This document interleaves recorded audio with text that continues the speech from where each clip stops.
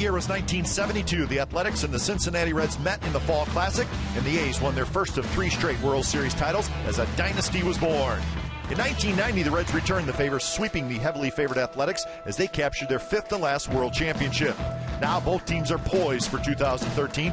Solid pitching and balanced lineups at both the A's and the Reds seeking another World Series appearance. Tonight, it's an interleague showdown. A's, Reds, next.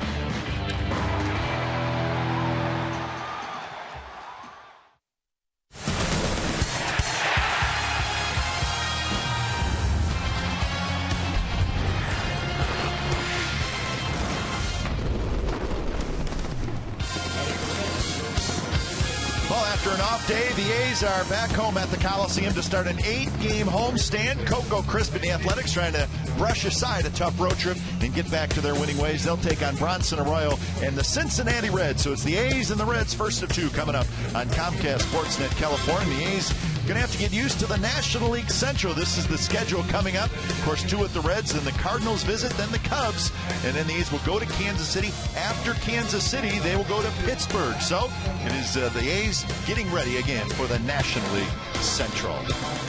Good evening, everybody. Welcome to Oakland A's Baseball, along with Ray Fossey. I'm Glenn Kuiper. So we don't see these teams a lot, but we hear a lot about them. And the Cincinnati Reds are a very good team, Ray, and they have 2 of the best left-handed power hitters in all of baseball. Well, power is there, and especially when you see what Joey Votto can do. Opposite field power. You're going to see a couple of long balls with him going to left field. That's the amazing thing. He hits them out to right field as a left-handed hitter, but what he is able to do going the opposite field is just unbelievable. A very powerful left-handed hitter, plus a very good first baseman. He's won a Gold Glove. And then there's Jay Bruce. This is a left-handed pitcher.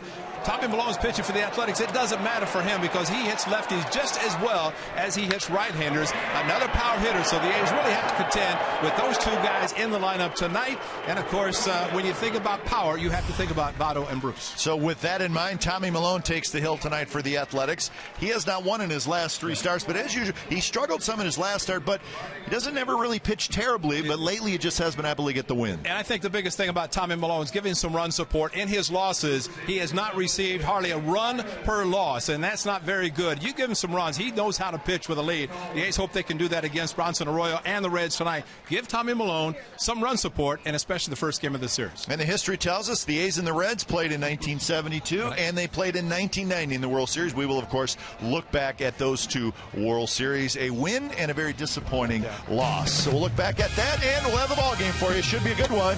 Donaldson and the Athletics trying to take on the Cincinnati Reds. Lineups and first pitch in just a moment.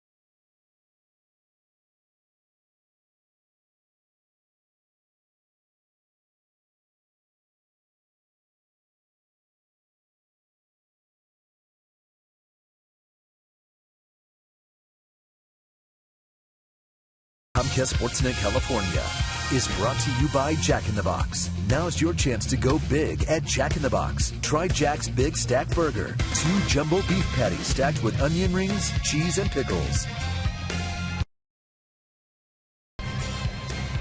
Ladies and gentlemen, that is Stephen Vogt, just called up, and he's going to be behind the plate tonight for the Oakland Athletics. It will not be his Major League debut, but it's his Oakland A's debut, so we'll keep a close eye on Stephen Vogt. Game time weather presented by the Santa Cruz Beach Boardwalk. Get to the beach. The admission-free boardwalk is now open daily. Always good to be home. Nice, comfortable, cooler weather. 67 degrees here at the Coliseum as we get set for first pitch. So the Cincinnati Reds in town. Interleague Baseball returns to the Coliseum. The A's have played the Brewers and the Giants in interleague play so far. Let's take a look at this lineup for the Cincinnati Reds. Derek Robinson in left. Shin-Soo True. Of course, we saw a lot of him with the Indians. He's in center field. Joey Votto at first.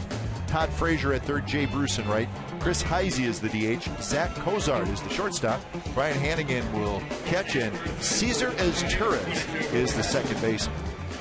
Tommy Milone first start against the Reds. He did pitch in the National League for a brief amount of time before he was acquired by the Athletics, but on the season 6-7 for Tommy Milone, sub-4 earned run average. Good changeup, of course. And like to see the aggressiveness of the Reds, and maybe the changeup thrown quite a bit by Tommy tonight. Get him some runs and take chances. So there is our old friend Dusty Baker.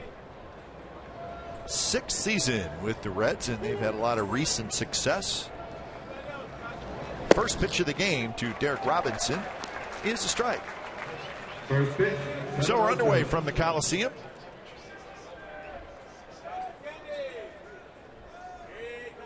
The Reds and the Athletics. Last time we said that, Ray, was 2010. Right here in Oakland, and the Reds actually swept the 3-game series. This one's hit toward left center. A long run for Coco Crisp, but he's going to get over there. And Derek Robinson, the first hitter of the game, is retired on a fly ball to Crisp in center. Let's look at the A's defense tonight. Cespedes is in left, Crisp in center, Reddick in right, Donaldson, Lowry, Sogard, Moss on the infield, and Stephen Vogt is the catcher. So there is Stephen Vogt. He was in the big leagues last year, just a little bit with the Rays, and with the A's this year, and he's in the big leagues. John Jay, so that hand is still bothering him. Well, he said he could catch if necessary. I said, what about swinging the bat? I said, you didn't look like yourself Sunday when you pinched hit. And he said, no. It just seems like it's a shot that goes into the hand when he does make contact with the bat. So as a result, the A's now have 3 catchers plus Donaldson. Yes, Donaldson an emergency, but they'd like to leave him third and not take a chance of him moving off third base where he's played so well. So it's the Dan Straley move. Straley was sent down and Vogt was brought up. It's the A's in that stretch where they have, well, including yesterday's off day, 3 off days in an 8-day period. So the A's will skip the turn of Dan Straley. And talked about staying in rotation, everybody, but that's changing. And I think the biggest thing was needing another body, especially if John Jaso was not going to be able to perform to the point of not able to DL him, or not wanting to DL him, because that's 15 days minimum. It's not going to take that long, and figure the abrasion in the hand is not going to take as long. Derek Morse, of course, always available. Chu hits one high to center. Coco goes back. He's under it, and that's out number 2. And they're now 67 degrees at game time, very humid, and have to wonder, normally at nighttime the ball is not going to carry very well, but that might change tonight with a very, very nice evening. So here's Joey Votto. Well, if you like watching one of the best players in all of baseball, then you'll like watching Joey Votto. He is a terrific hitter. He's the National League's most valuable player in 2010. And he's generally in the top 5 or 6 in that voting every year. That's how good he is. Well, as we showed in our open, if you can go opposite field as well as he does, as easily as he does, that says a lot about the power, that you do not have to, as a hitter, worrying about trying to pull the ball to hit home runs. He's playing in the home run conducive park back in Cincinnati. The numbers this year: first in on base percentage, first in walks. He's got that look of hitting. Yeah, he looks like he looks like a hitter, even more so on 3-0. You're right. He was so anxious after the third pitch was thrown for ball 3. He stayed right in the batter's box, did not look down to Chris Byer, coaching at third, and said, "Don't even bother giving me a take sign." Probably would never take it anyway. It was the former Athletic bench coach, former great shortstop in the National League. That one's driven to center. Coco going back. He's near the wall, and he's got just enough room, just a couple of feet, and he makes the catch. Side retired. 3 fly ball outs to Coco Crisp in the top of the first.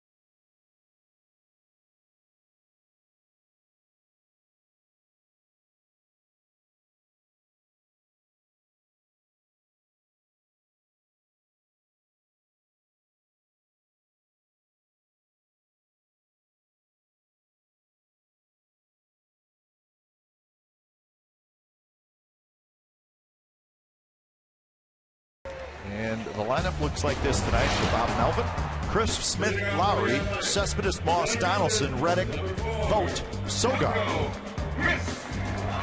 And is Bronson Arroyo, of course, former member of the Boston Red Sox, acquired by the Reds 06, and he's pitched well for the Cincinnati club with a 6-5 record, .313 on run average. And if there's ever such a thing as a crafty right-hander, we might be seeing it tonight. Bronson Arroyo will not break the radar, but he will fool a lot of batters, so the A's have to be very patient with this right-hander tonight.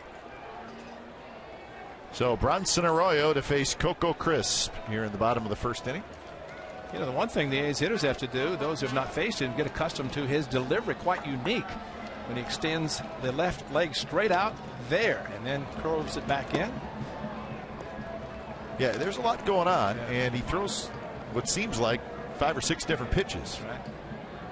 But he's pretty good. Yeah, he throws a lot of pitches off of his pitches that he has, fastball in particular. That one's rolled foul past Ty Waller. Here's our Ford right choice, June 22nd of 2010, Coco Crisp. A 2-run homer, and it was off Bronson Arroyo. It was Coco's first home run as an Athletic. Remember, he started that season on the disabled list and then hurt again after coming off the disabled list. Tough play here for Cozart, the shortstop, and he throws out Coco Crisp. So that is out number 1. Here's the defense for the Cincinnati Reds. Robinson, Chu, and Bruce in the outfield. Frazier, Cozart, Izturis, and Votto on the infield, with Hannigan doing the catching. Now there is one very important name missing from that defense and from the Reds lineup. It's Brandon Phillips, a terrific player, second baseman, and he's on paternity leave, and he will not be here for this series. So the A's certainly catch a break there, because that's a guy who hits right in the middle of the Reds lineup, and he is good. Well, his defensive play, and nothing against his tourist at second base. Jack Hanahan standing next to Johnny B. Justin Baker, great third baseman for the Athletics. One thing about Phillips with his Gold Glove play at second base, man, that's one guy that you don't have to worry about him robbing. Hitters have to feel great. Yeah.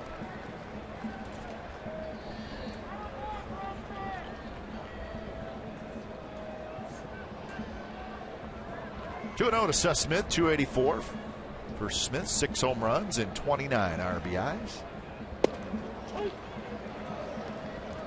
Well, we should let everybody know, right? Because it's our job to let people know what's going on. But Ichiro Suzuki just hit a solo home run in the bottom of the 9th inning, and the Yankees beat the Rangers 4-3.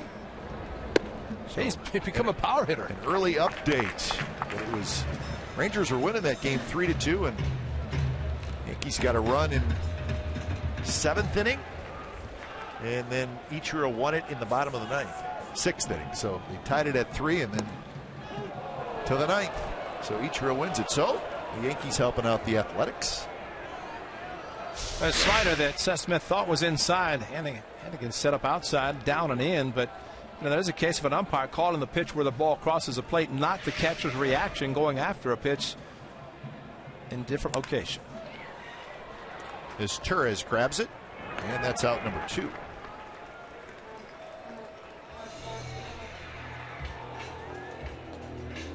So that'll bring up Lowry. Batting in the third position, shortstop, number 8, Jed Lowry. So Lowry steps in. 304, 4 homers, 30 RBIs, hot hitter. He was 6 for 12 in that series up in Seattle with 4 RBIs. Got a double and a home run.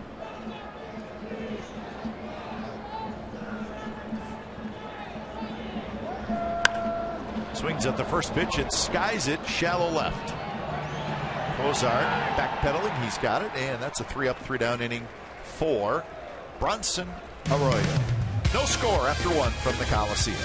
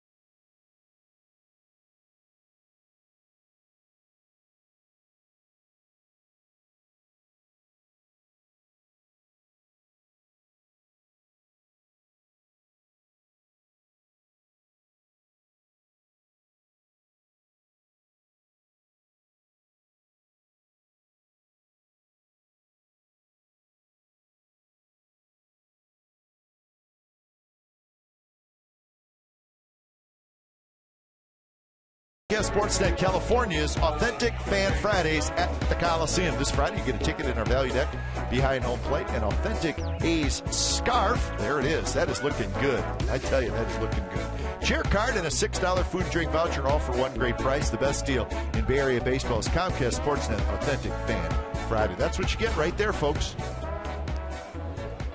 The scarf. Hope you need it Friday. Yeah. Todd Frazier to lead it off here in the 2nd inning. Frazier, Bruce, Heisey against Tommy Malone, 3 fly ball outs to center field in the top of the first.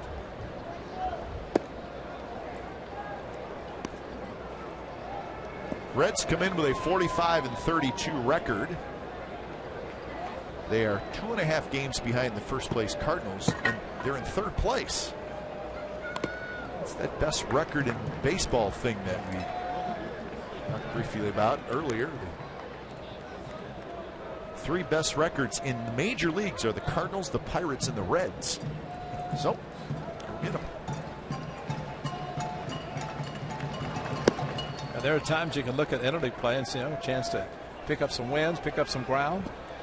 And depending who you play, maybe yes, maybe no. But this will be a tough series, tough week plus for the Athletics here at home.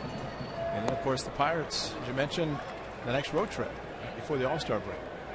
Those are the best records in the majors since the middle of June last year. A's and Reds. So how about that? I guess we should not be surprised that all of those teams made the postseason last year. They certainly should not be surprised.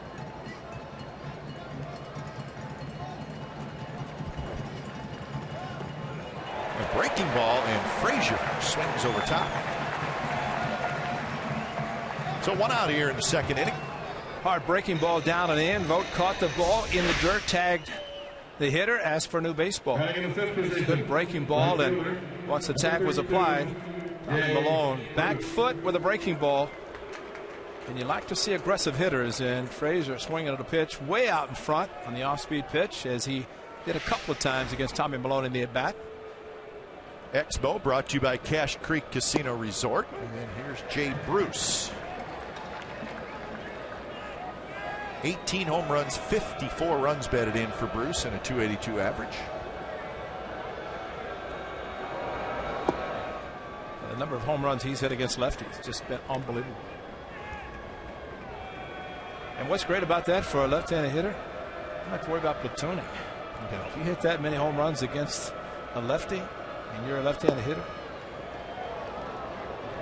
And this is where you also see where Phillips has missed, Ray, because you could park Phillips right in the middle of Votto and Bruce and break up, go left, right, left. So that becomes a very good middle of the lineup.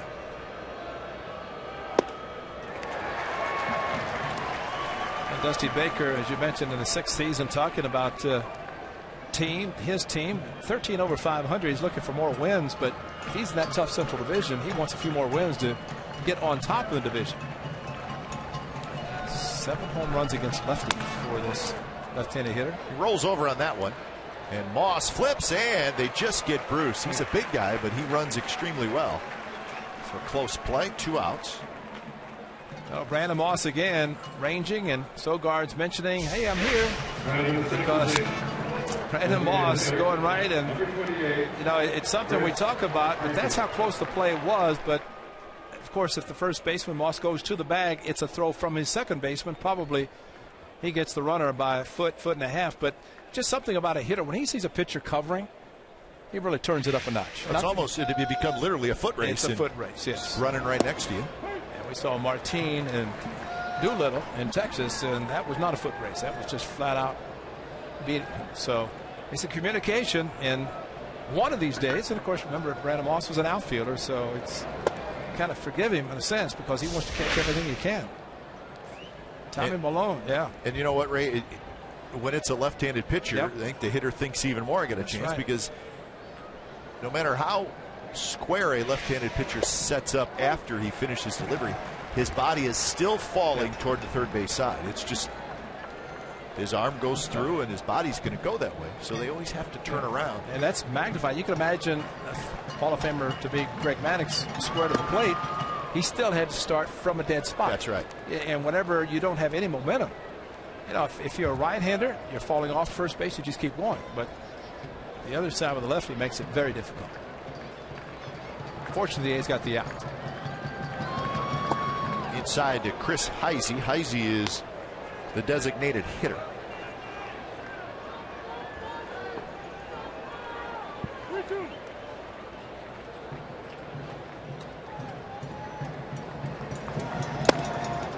pitch is high, and it's a 2-out walk. First base runner of the ball game. So that'll bring up Zach Kozar, shortstop. Shortstop, number 2, Zach. It is something very minute, but in the case of Tommy Malone, for Vogt to join the ball club, Stephen Vogt gets a call. He's in the game, and you try to, in the case of Vogt, learn as much as you can about Tommy Malone, but same for Malone about his new catcher. Big bouncer.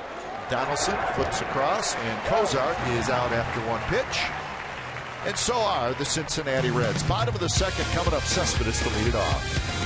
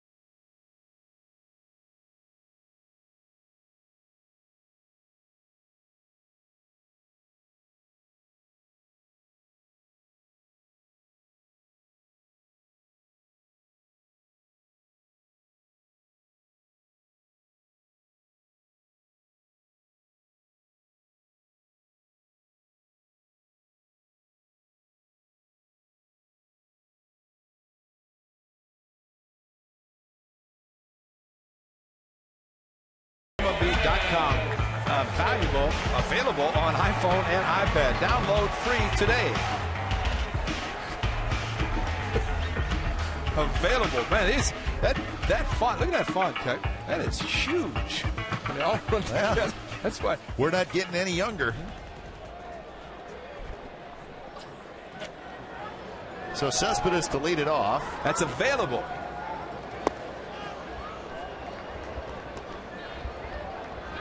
Your eyes are good. You don't have glasses. Nothing to worry about. There's a strike to Cespedes. 1-1 the count. You got good eyes. Come on. I know. You do. Both of them. Which is important. That's right. Only when you can't hit the curveball, you're bad. You get bad eyes. You have to go see the eye doctor, and you can't hit a curveball. That's the first thing they do. You don't realize the curveballs are tough to hit, whether you have good eyes or not. Grounded toward Todd Frazier, the third baseman, and that's out number 1.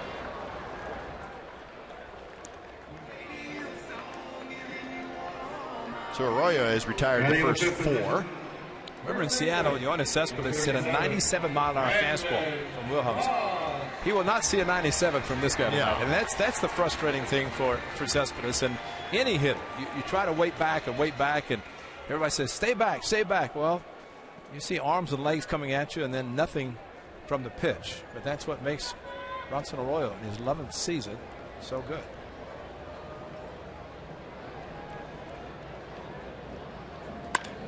That one's drilled left center field. That's hit well. Chu is near the wall, and it's going to one-hop the wall. And Moss will hit the bag at second, and he's got a 1-out double.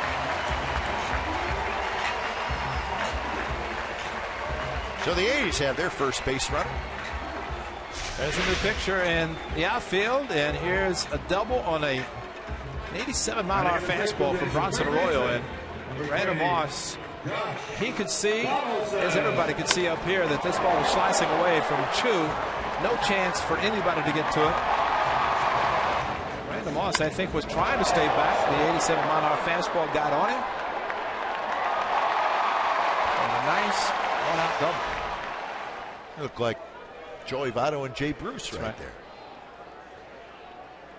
Here's Donaldson. That one grounded in the hole. Kozart cannot pick it up clean. It's going to be a hit.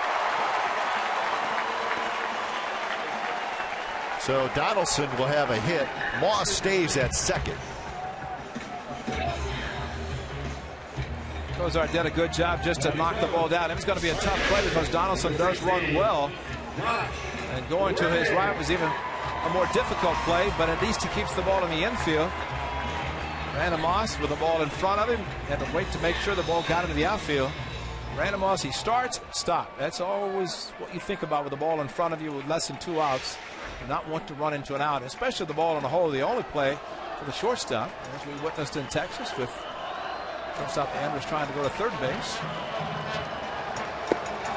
So Reddick steps in, RBI opportunity early in this game.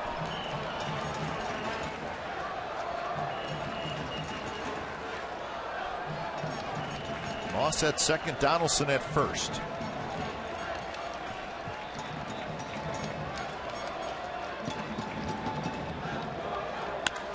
And that one's drilled toward the gap, and that's going to get down for a hit. Moss will score. Donaldson is going to be held at third, and Reddick has an RBI double, and the A's lead 1-0.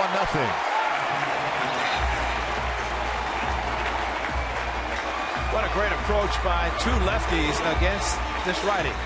It's almost when you hit down in the order, you get a chance to see what he's doing. That pitch away from Reddick. What a great job going the opposite field. Did not go to the wall, which would have scored 2, but instead, he was able to cut the ball off, allowing just 1 run to score. But great opposite field hitting by Josh Reddick. He's got to be so proud of himself for hitting the ball outside and going with it instead of rolling over. If he rolls over, that's a double play and out of the inning for the Reds. Instead, he goes opposite field and drives in a run.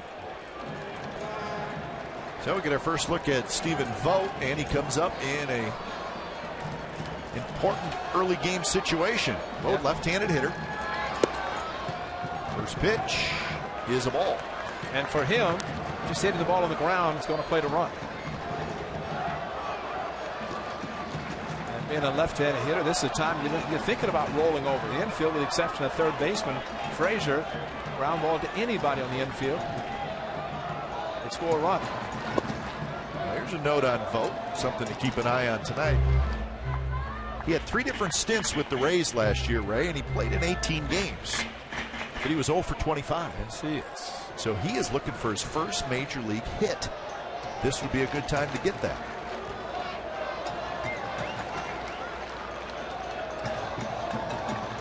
One pitch inside, 2-1.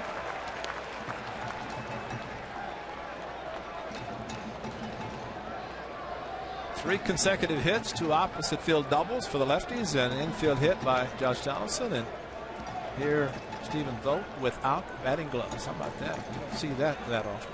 It's going to make George Brett happy when he's going back to Kansas City. His Hall of Famer didn't wear batting gloves. Pitch is low.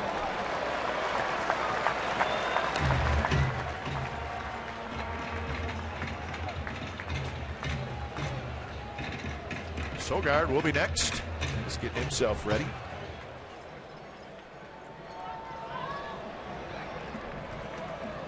And Arroyo might be pitching carefully because first base is open, and just with his ability to produce ground balls, he might be thinking about it.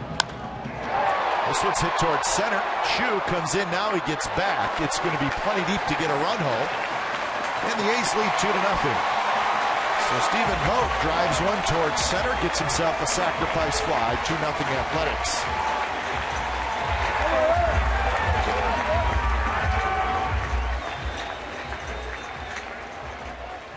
Welcome to Oakland, and thank you. That's a big run.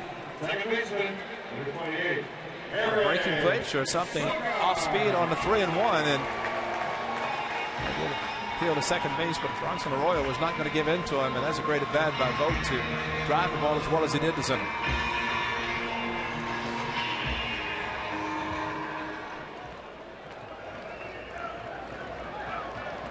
So Sogard steps in.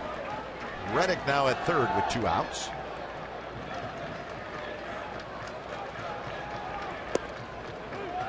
First pitch floats in there for a strike.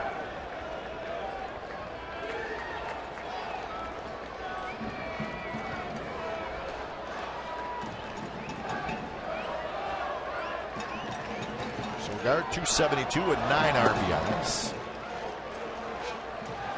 See, Arroyo, not only does he have different pitches, but he'll use different arm angles as well. So you're never going to be quite sure what's coming from this guy. Well, out of the windup with the high leg kick, but out of the stretch, kind of quick pitching, slide step, even with the run at third. But that's the different look that you talked about. Makes it difficult on the hitter. This is a pop-up, and it should reach the seats, and it will.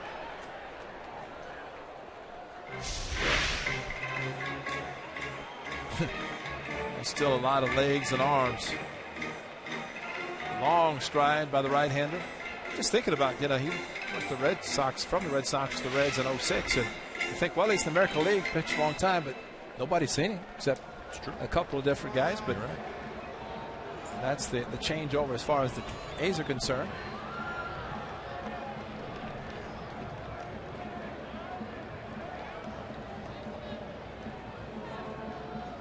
And probably a trade the Red Sox would like to have back. They've made good trades in the past, but that was not one of them. Willie Mo Pena. Hard to believe, isn't it? Well, at the time, the Red Sox had some pretty good pitching. They felt they could afford to give up on a pitcher, and it happened to be Arroyo. And it was late in spring training of 2006. Good pitch there on the inside corner. Strike 3 called, but the A's get 2 runs on 3 hits and a sacrifice fly. So the A's grab a 2-0 lead after 2.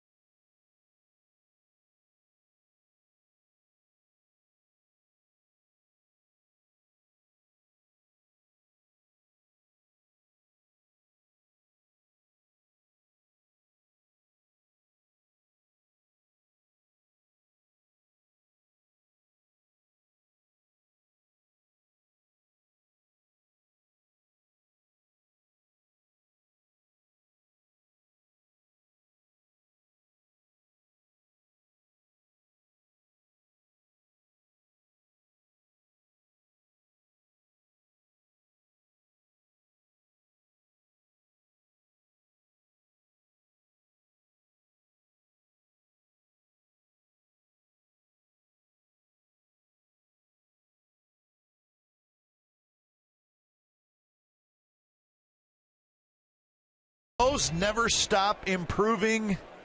That's Dusty Baker, folks. He did wear an A's uniform for a couple of years. Started with the Braves, and then, of course, had his real big years with the Dodgers. But maybe some people forget, he finished his career in the Bay Area. In 1984, he played with the Giants, and then in 85 and 86, he played with the Athletics. He did. He's a very, very good player. Wasn't he in the on-deck circle when Hammer and Hank hit? Yes, he was. You can see him standing there. I think the one thing I remember was with the Dodgers.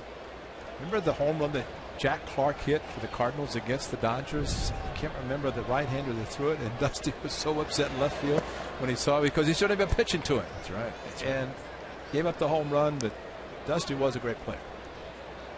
This is his 6th year in Cincinnati after 4 years in Chicago managing the Cubs, and then before that, of course, 10 years in San Francisco. He's been a terrific manager, a lot of winning. But Dusty doesn't want anybody to feel sorry for him. But he's had as many close call heartbreaks as any manager you can think of, with not winning a World Series yet as a manager. Cespedes has it. Hannigan's retired. You think about the Giants in 2002, they were close. But you think about 2003 with the Cubs, the Bartman game. Yeah. Cubs had that series won. Now, that was not the World Series, but. And then last year they had their series won against the Giants, up 2-0 going home, and they lose 3 straight at home. But with all that said, Dusty Baker is so thankful and blessed to have his health. And he doesn't want to hear about tough times and close calls. He's had close calls himself with his health, and that's why baseball is a nice outlet, nice place to come. But he knows that the health is the most important, and they have a coach, Mark Berry, and we wish him the best. And Norman's a third base coach, but tonsil and lymph node cancer has been dealing with that, and Dusty talked about how special it is to have him back in with the club after his radiation chemotherapy. So we wish him the best. But the health is the most important, and those heartbreaks on the field. But Dusty's the first to admit, you have your health, you can put up with anything on the baseball field. 1-2 the count to Cesar Izturis. A's with a 2 spot in the bottom of the 2nd inning.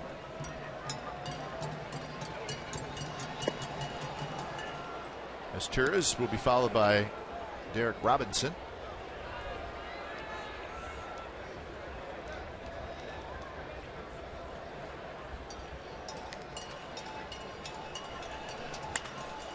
That one's hit toward right center, but Reddick is going to get over there. He's going to reach up and make the catch. We talked about Dusty and his numbers as a player. Those are his numbers as a manager. 1,626 career wins. And when you have a 5 in front of the winning percentage, first number, that's a good one. That's a good call. Because anything less than 5, you're sub 500 as a manager, and that's a credit to him. And he said he never even thought about managing as a player, and not even after he got out. He was a stockbroker, and the market went bad, and just things happened. And of course, his father passed away a few years ago, but his father told him, just figure out what you want to do. And I think baseball is very, very good and been rewarded because of Dusty Baker and his time in the game, both as a player and as a manager. 1-1 the count to Derek Robinson, the leadoff hitter. Hit a fly ball to center field leading off the game. He slices this one foul. I mentioned about Tommy Malone and his success when he gets run support. The shot maybe when Seattle. But Tommy Malone has pitched well when he's had run support, because the 7 losses only 8 runs total whenever he has pitched. That is not a lot of run support. Even his last 3 starts. His last start was not a good one. But before that, a no decision and a loss. 7 innings, 1 run. 6 2/3 innings, 2 runs. So very good starts.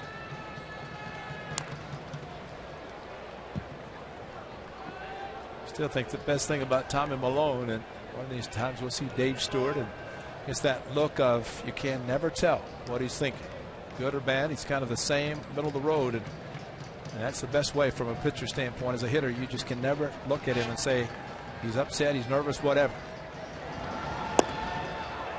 Good pitch. Call the ball. 3-2. Must have been just off the plate. Had the height. Was okay. Miles Diaz, the home plate umpire, didn't like it. And that's a base hit for Derek Robinson. So speedy base runner aboard with 2 outs. 80-mile-an-hour changeup after an 87-mile-an-hour fastball, and just kind of sped up the bat of Robinson on the 3-2. More of a middle-of-the-plate target by Vogt versus the outside corner on the 2-2. Once that missed, they had to throw it for a strike, and good hitting by the leadoff hitter.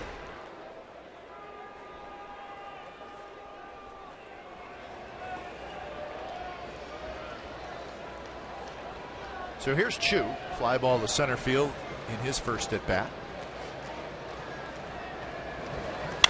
And it's a shot right into the glove of Sogard. Side retired.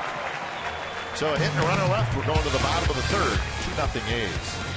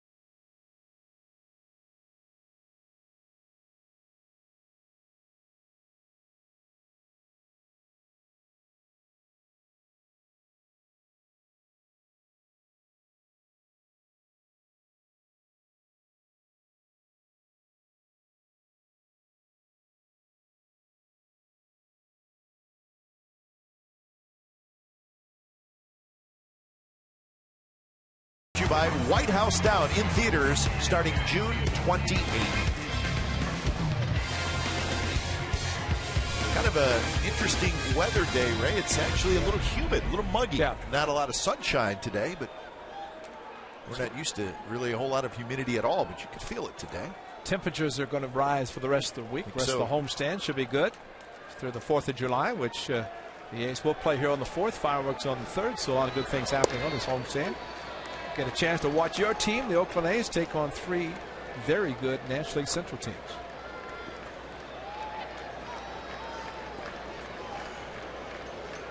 Coco leading it off. He bounced to short. First inning. And that one missed a little bit outside.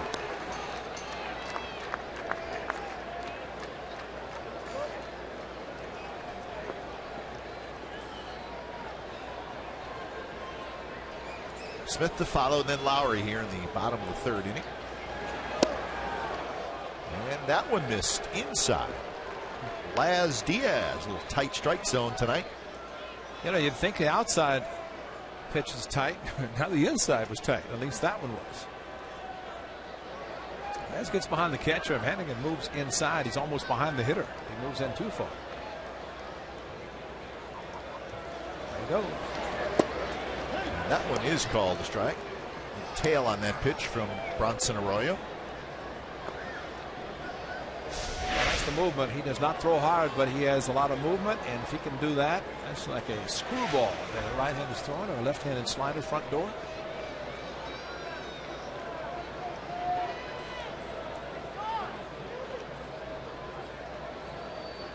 He's got a couple of runs on 3 hits and a sacrifice fly in the 2nd inning.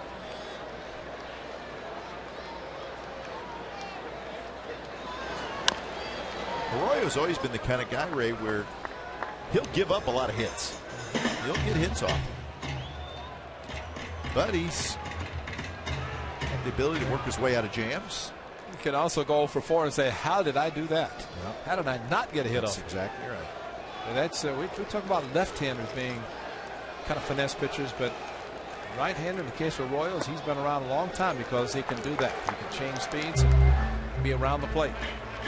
No, he's 36 years old, and he will be a free agent after this year, and he hasn't slowed down any. There's no reason to think he won't get a job next year. 3-2 pitch is high, missed badly, so Coco's aboard. The 14th annual A's Mug Root Beer Float Day is on tomorrow, actually. A's players and coaches, local celebrities, and more will serve fans Mug Root Beer floats for $2 each. Limited supply signed Ryan Cook marks will be available for $25, $15 for non-autographed mugs. They're also available. Proceeds benefit the Juvenile Diabetes Research Foundation. Admission is free with a game ticket. Mug Root Beer Float Day is presented by Pepsi Ice Cream that my partner is eating and drinking right now. Ice cream donated by Dryden. That's good. Try some. I'll take the rest of it anyway. That's good. Got a little bit on the microphone, though. All right. So the static would be your finger wiping it off the microphone. That's good, though. Man. So we'll be working hard tomorrow. It'd be nice to see Popeye over there. Ryan Cook probably be down there. He can sign it for you.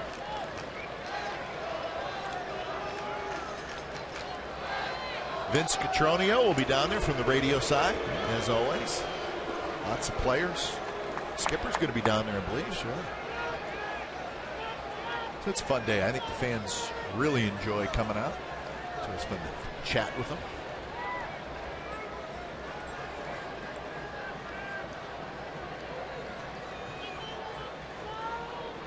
I think Shooty Babbitt will make his annual appearance.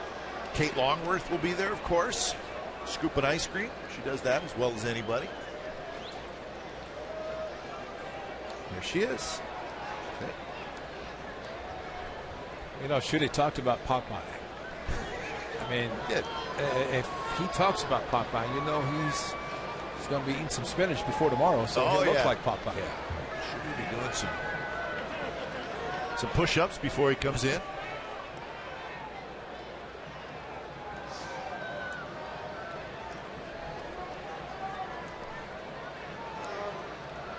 Coco with 13 steals on the year.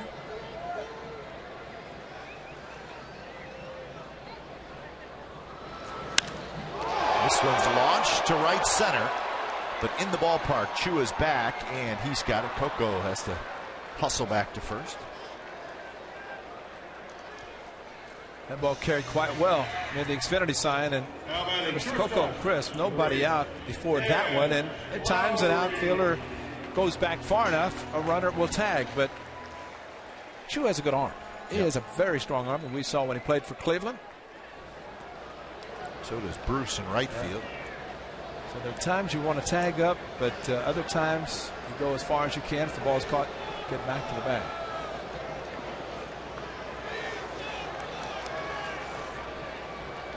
Lowry popped out to short, swung at the first pitch in the first inning. I think we may have a record tonight, Kite. I've counted 3 players with double ear flaps in tonight's game. Jed Lowry, Robinson, and Chu. That's right, Chu is a double ear flap. And Robinson, I noticed, as he was hitting double ear flap. Of course, the A's Jed Lowry. And Lowry rips one right up the middle, and that's a base hit. And Jed Lowry can do anything he wants because he can wear his helmet any way he wants because he can hit.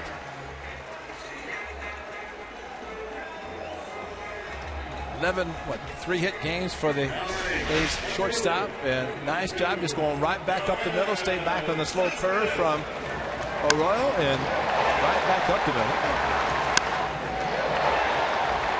That was good hitting. If he had rolled over, boy, look at the lefties tonight. 3 lefties going center field and opposite field. Get their hits. So 2 on, 1 out for Cespedes.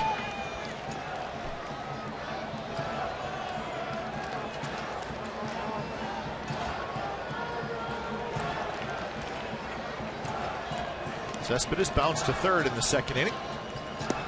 And that was a changeup that dropped in for a strike.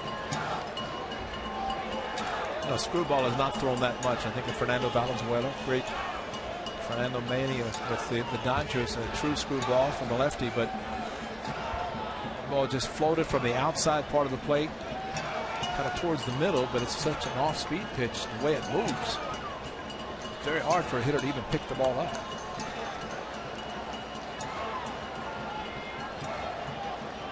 So 0-1 to Cespedes. Moss waiting in the on-deck circle.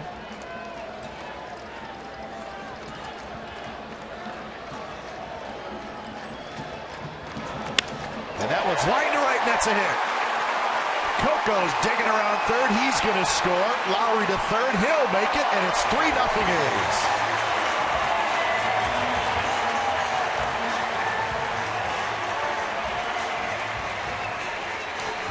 Shot of Dusty Baker, and maybe a little disappointed, but you have to give the A's hitters a lot of credit. Another hitter going opposite field. Cespedes staying back. The pitch is up and away over the second baseman's head. They're playing him to pull. He went the opposite direction, and that's another great job of hitting, going to the opposite field. Coco's going to score easy, and with Lowry going to third, Bruce had a slight hesitation and unloaded with his strong arm, but talk about a strong swing and a smart swing from Yoenis Cespedes. Yep, up high. Of course, it was supposed to be in, but left outside. But that's just good hitting by the A's. So here's Moss, first and third, still only one out. Donaldson's the only hit that's not gone to the opposite field. That was to the third baseman, the right-hander. And that means the hitters are staying back. Great job from... Yeah, you're playing a short series. Of course, Adam Rhodes picking up all the video, but also the scouting reports and the influence of Chili Davis, talking to his hitters, especially when you've seen Arroyo, knows that he throws a lot of off-speed pitches, and you have to stay back. If you go out after a pitch, you're going to roll over and hit a lot of ground balls, and the A's have not done that tonight. They've hit line drives. And that one's ripped to right. Bruce going back. He's got it. Lowry will tag. He will trot home. And it's 4-0 A's.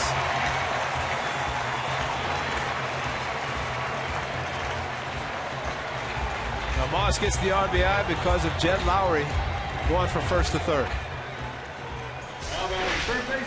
Nice job by Brandon Moss as he got out in front and pulled one, but got the ball in the air. That's the key. Got it dipped down. Hannigan wanted to pitch inside, but left it out over the plate, similar to what he did to Cespedes going to the opposite field. But this was off speed enough that Brandon Moss could pull it. But there's the importance of first to third. Lowry stays at second. That's the second out of the inning. Still at first and second, but Lowry gets to third with his hustle and scores on the sac fly. Donaldson launches one to left, and that baby is gone. 6-0 Athletics.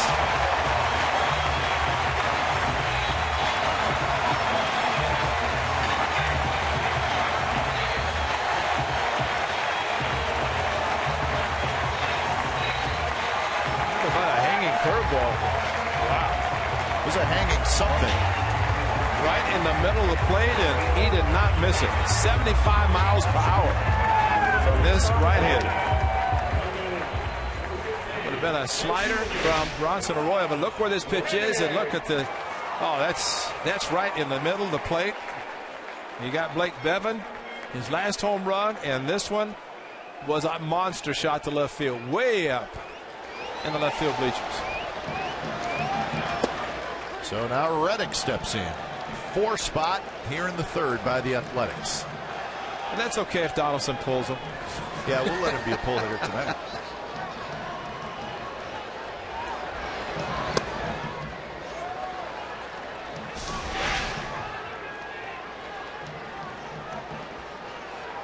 Yeah, Miguel Cairo's saying it's a slider, so they both got it right. Parch starts to work out. Curtis Parch.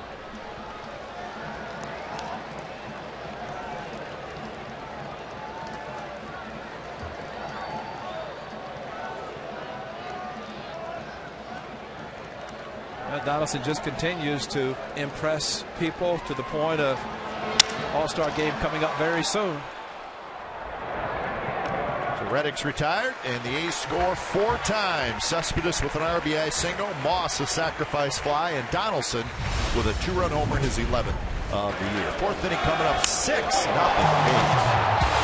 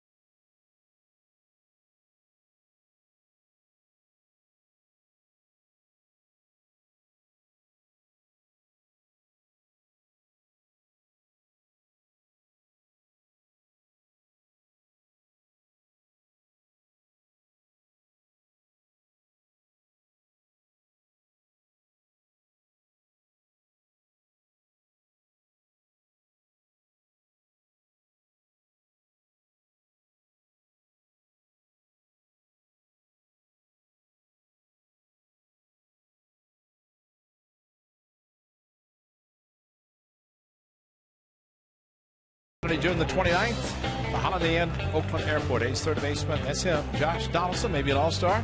He'll be interviewed live. Come be part of the show, and you can win A's prizes. Enjoy great food and beverage specials at the Holiday Inn, Oakland Airport, Diamond Sports Bar and Grill, 77 Hagenberger in Oakland, not far from the Coliseum. Come to the game, go see that man, Josh Donaldson. You will have a good time because he looks serious there. He's never serious. So Tommy Malone has a 6-0 lead to work with. Top of the fourth inning. Votto, Frazier, and Bruce. The Reds are third in the National League in runs scored,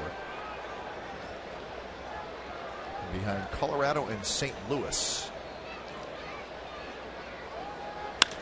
And that one's driven to left. Cespedes is going to watch it go out of the ballpark, just over the wall. And Votto has a home run, and it's 6-1.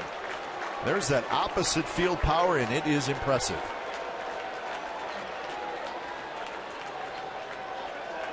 You almost have to pitch him inside because Boat's outside. The pitch is outside, not a bad one if he tries to pull it, but he doesn't have to. He must feel like he's at his own ballpark the way this ball traveled. Line drive just to the right of the outtown scoreboard. Just over the 362 and just barely. Cespedes getting ready to play it off the wall, but never got there. First pitch strike to Todd Frazier. So home run number 14 for Joey Votto. RBI number 38. So sometimes that's what happens when you get a 6-run lead. Not that Tommy Malone, when he fell behind 2-0, would have done anything at least much differently than that, but hitters can think about fastballs. Like Joey Votto probably thinks about fastballs all the time. They got one, and if you can hit it the opposite field the way he did that one, no reason to try to pull it.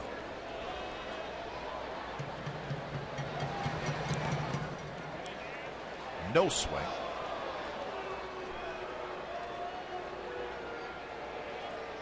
The Reds are third in the National League in home runs hit. That was their 83rd of the year. Close to the A's. A's have hit 82.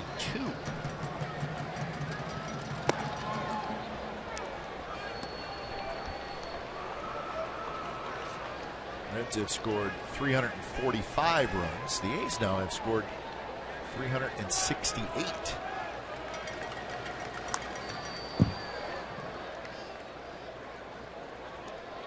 And with the designated hitter, American League teams will generally score a little bit more than National League teams.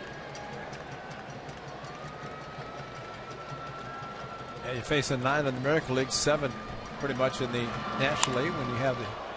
That one's hit towards Cespedes, who goes back. He's going to turn around, and this one is going to be off the wall. Frazier's going to have to hustle. Now he's going to have to hustle back to first. And he's in a rundown. He thought the throw was going to go to first. It wasn't. And now the throw's in the dirt. It's dug out, and Frazier is out. What a strong throw by Yoenis Cespedes. Frazier did not know what to do. Cespedes played it off the wall. Sogard catches it. It's second base was applying the tag with nobody there.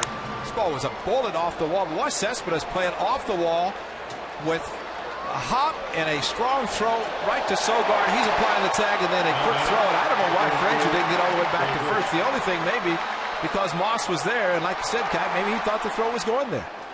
But the play was this right here. Cespedes, he reached down to catch it, and what a bullet! Almost like that kid named Puig in Los Angeles with that throw.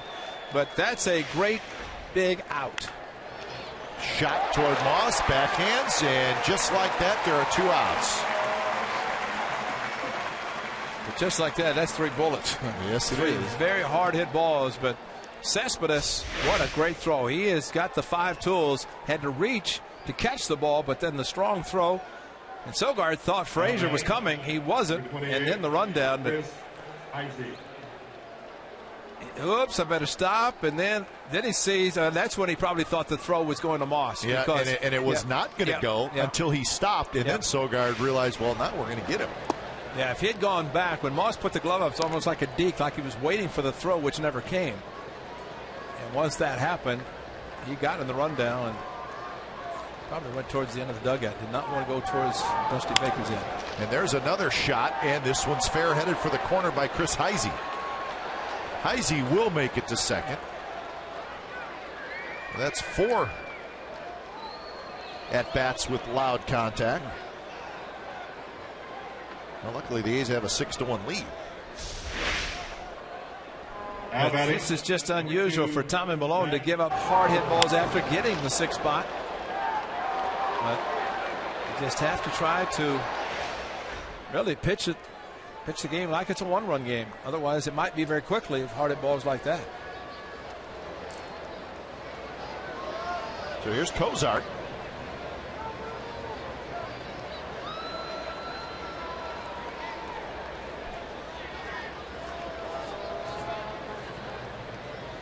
And Cozart rips one foul.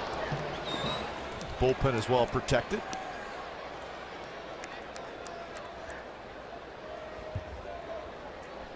Start seeing hard hit balls like that, you wonder something that Tommy Malone's doing, or just the aggressiveness of the Reds to the point they're getting pitches and they're not missing them.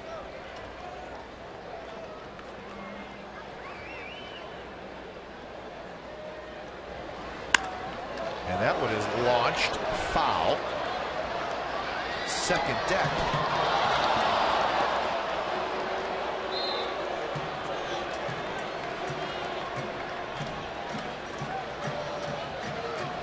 Cozart grounded out to Donaldson to end the second inning.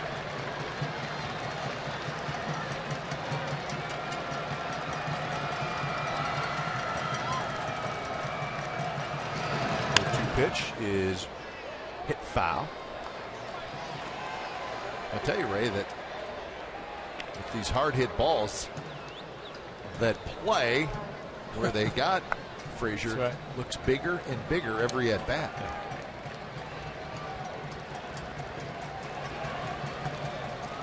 Even if gets back to first, the ball that Bruce hit might have been past Moss. Yeah, he's probably playing in. Pitch is high, 1-2. You never know if the exact thing is going to happen, but the point is the ball has been up in this inning, and the Reds have had some pretty good swings.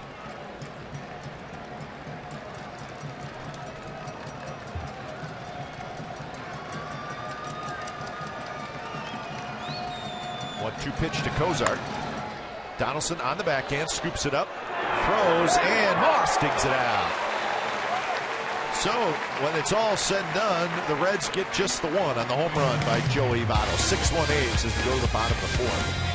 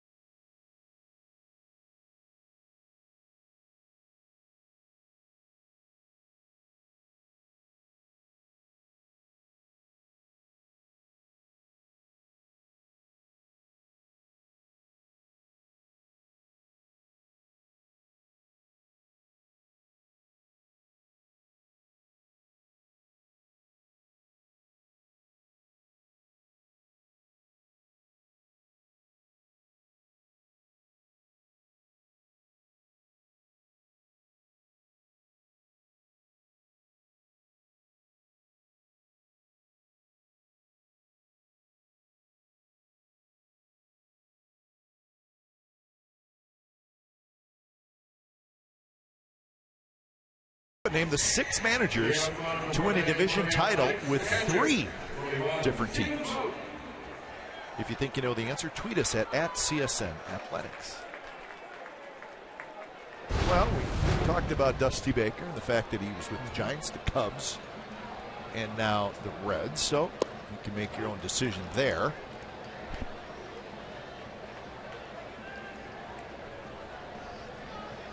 Melvin won one in Seattle. You got the Diamondbacks. Don't think he did. Don't forget about our old friend Tony La Russa. Yeah. Chicago, Oakland, St. Louis.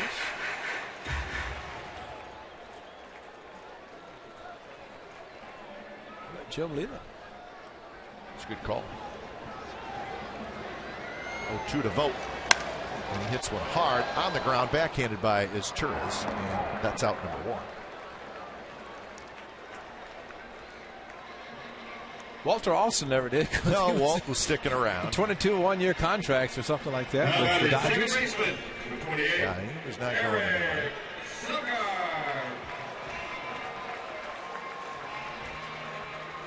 So, good question. Chew on that one for a while. So there were 6, huh? Joe Torre. What did Dick Williams win in '67? Miracle Red Sox. Or let's see. No, they didn't. They lost. So the Padres for Dick. It was division titles, though. Didn't the Red Sox win the division over Dick Williams? Yeah, I think they did. Right? I think, yeah. That would, because it'd have been the East and West. Yeah. So Dick Williams certainly a possibility. Throwing a bunch of them out there. You never know.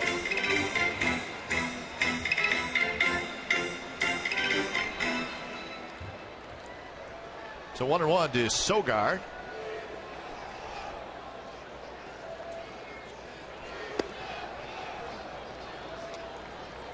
Sogard struck out looking in the second inning.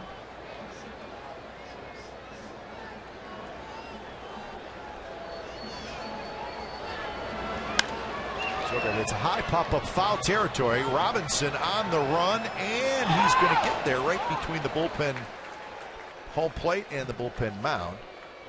And that's out number 2. Spend Independence Day with the Oakland A's on the 4th of July. 10,000 fans will receive a green checkered A's picnic blanket. It's presented by Comerica Bank when the A's host the Chicago Cubs. That in itself is special. For more information and tickets, call 877-493-BALL or visit OaklandAthletics.com/tickets. 4th of July against the Cubbies. How about that? What are we at? 104 years now for the Cubs? 104, 8, something like this. Yeah, over 100. it's not good. And it's been a while since the Cubs have been here at the Coliseum. How many years? They've never been here at the Coliseum. That's amazing, isn't it? Just like till this year, the A's have never been to Milwaukee in interleague play. The Cubs have never been to the Oakland Coliseum.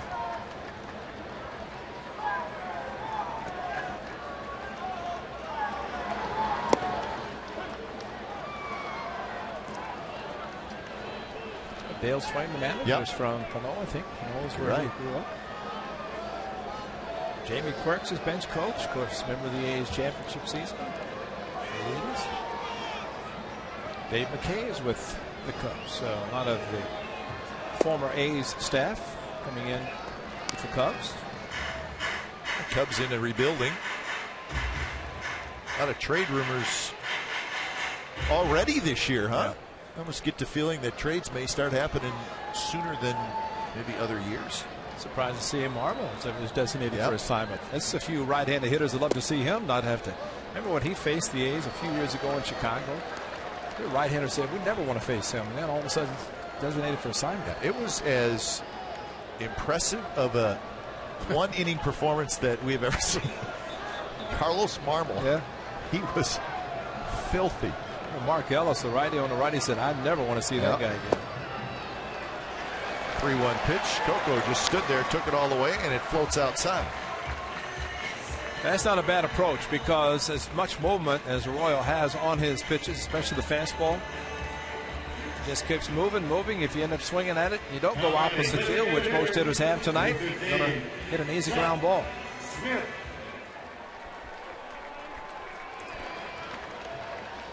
So Smith hits. He's 0 for 2. A ground out and a fly ball to center field.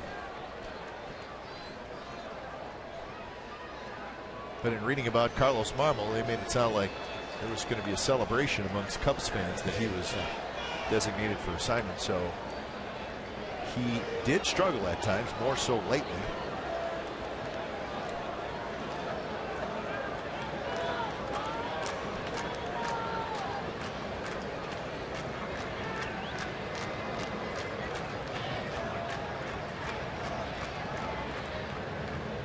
Coco, good lead at first. And that one bounces up in the air and then behind Hannigan. And Coco will hustle the second. Well, I've seen a lot of catchers try to backhand balls instead of blocking them, and maybe it's the type of pitch, but when you backhand like that, you're not going to block a lot. That's the unfortunate thing for pitcher throwing the ball in the dirt. Watch Hanning. Again, this backhand, that's not your typical blocking technique. If you're watching that, delete whatever you were watching, because that was not very good. Sometimes in emergency you backhand, but not with the ball in front of you. Just get down and smother it. Breaking ball for a strike, and the count is 1-1 to Smith. A's with 2 in the second and 4 in the third. But with his Reds offense, it's a pretty good one. Doesn't hurt to get some more.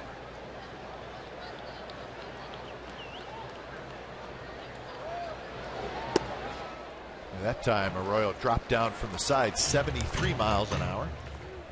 You know, the one thing, Cap, with the interleague play, and Brian Price, pitching coach for Dusty Baker, and they don't have to worry about the pitcher hitting.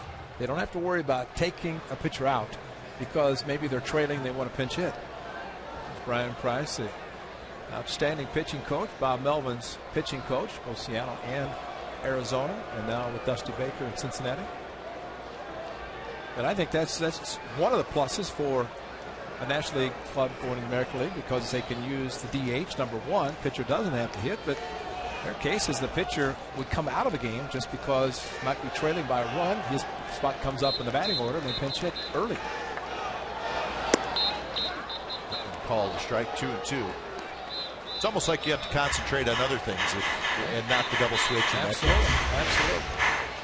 Look at this floater. This ball starts in and then just floats right over the middle of the plate.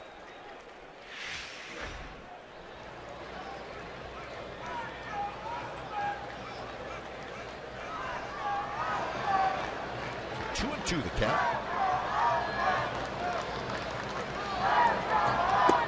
And that one just missed. So full count. Coco at second, 2 outs. Some interleague history numbers. AL last couple years, and the AL all time. A pretty significant lead over the National League. 82 and 73 this year. The A's are 5-2 versus the National League. That one's hit up the middle. Base hit center field. Here comes Coco. He will score 7-1. So big 2-out hit for Seth Smith. The big 2-out hit, but great job of hitting by Seth Smith, just simply because he got another off-speed pitch, stayed back, slider outside. The one that he took, there was ball 3, but this one just raked it up the middle. Try to play a little bit of a shift, but they walk with 2 outs and the wild pitch, putting Coco Crisp at second, and he scores easily on Seth Smith's single to center. Seth Smith single to center. Yep. Say it slowly.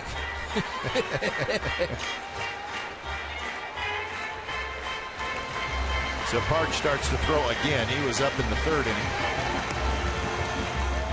Talking to Brian Price, and I mentioned his relationship with Bob Melvin, his pitching coach, and they both went to Cal. And I asked Brian, I said, teammates, and he said he was an entering freshman as Bob Melvin was transferred. Right, yeah, they missed each other by 1 year. Yeah, they missed each other, and Bob went on to a junior college so he could sign, which he did, and left Cal. But still remaining good friends, and I thought maybe Brian Price would be coming back with the off day yesterday, because his home now in the off season is in Arizona, so he stayed in the Scottsdale area.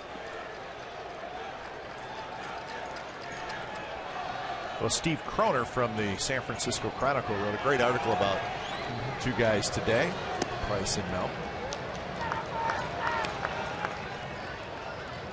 Missed each other by just that 1 year at camp. I think the great part of the story was when Bob Melvin was let go by the Arizona Diamondbacks as their manager, which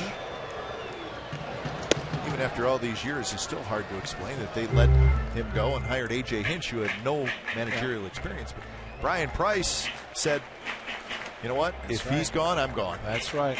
So how's that for? That's loyalty. Absolutely. And I remember that story quite well, and it said a lot about Brian Price. And, well, it was even so wrong that Bob Melvin was fired, much less, you know, the whole situation. But I say Robin Yount also was part of that. And after never quite figured that one out. But that man gains a lot of respect, and rightfully so.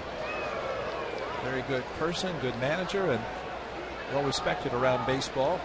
Even Dusty Baker was raving about the success of Bob Melvin. That one's going to head back into the seats. When an opposing manager raves about another manager, I mean, they respect each other, but Dusty Baker was just glowing remarks about Bob Melvin. Dusty, a fantastic career himself.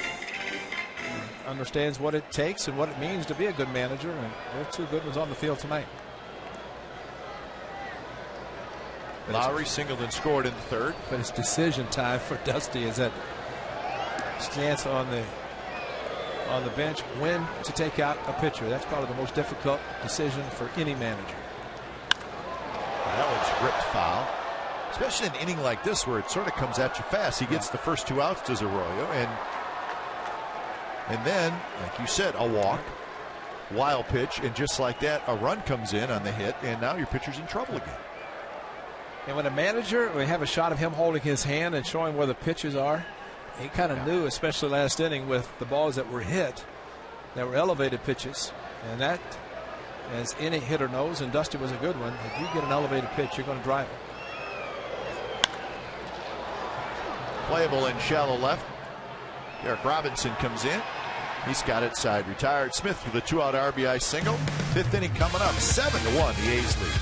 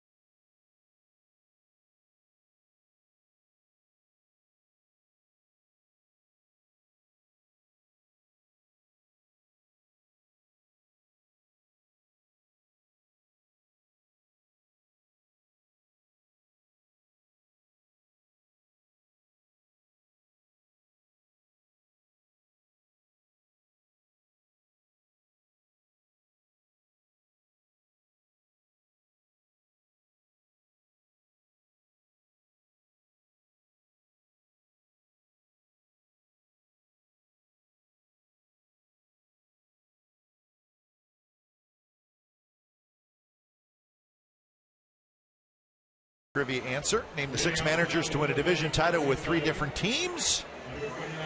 They are Baker, Johnson, LaRussa, Martin, Pinella, Torrey. How about that? Davey Johnson on the list. That's right, because he got the Nationals. And last year, that's right. And Torrey, the Braves. Can't forget about Joe Torrey and the Braves. Braves and Mets, actually. The Yankees, of course, many, many times. Brian Hannigan, the catcher, to lead it off. He's the 8th place hitter. Hannigan, Esturas, and Robinson.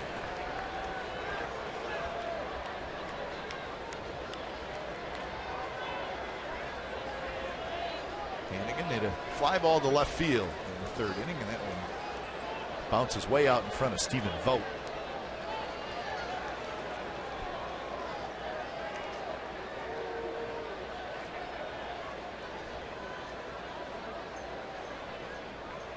.70 pitches for Tommy Malone. And that one just missed outside. So a little bit high for 4+ innings of work. 1 walk and 1 strikeout. And that one's hit hard but foul. It's a good change up. It got the hitter out in front. Looked like he's right on it. And that's where a hitter can definitely be fooled. As Diaz walked the ball out to Tommy Malone.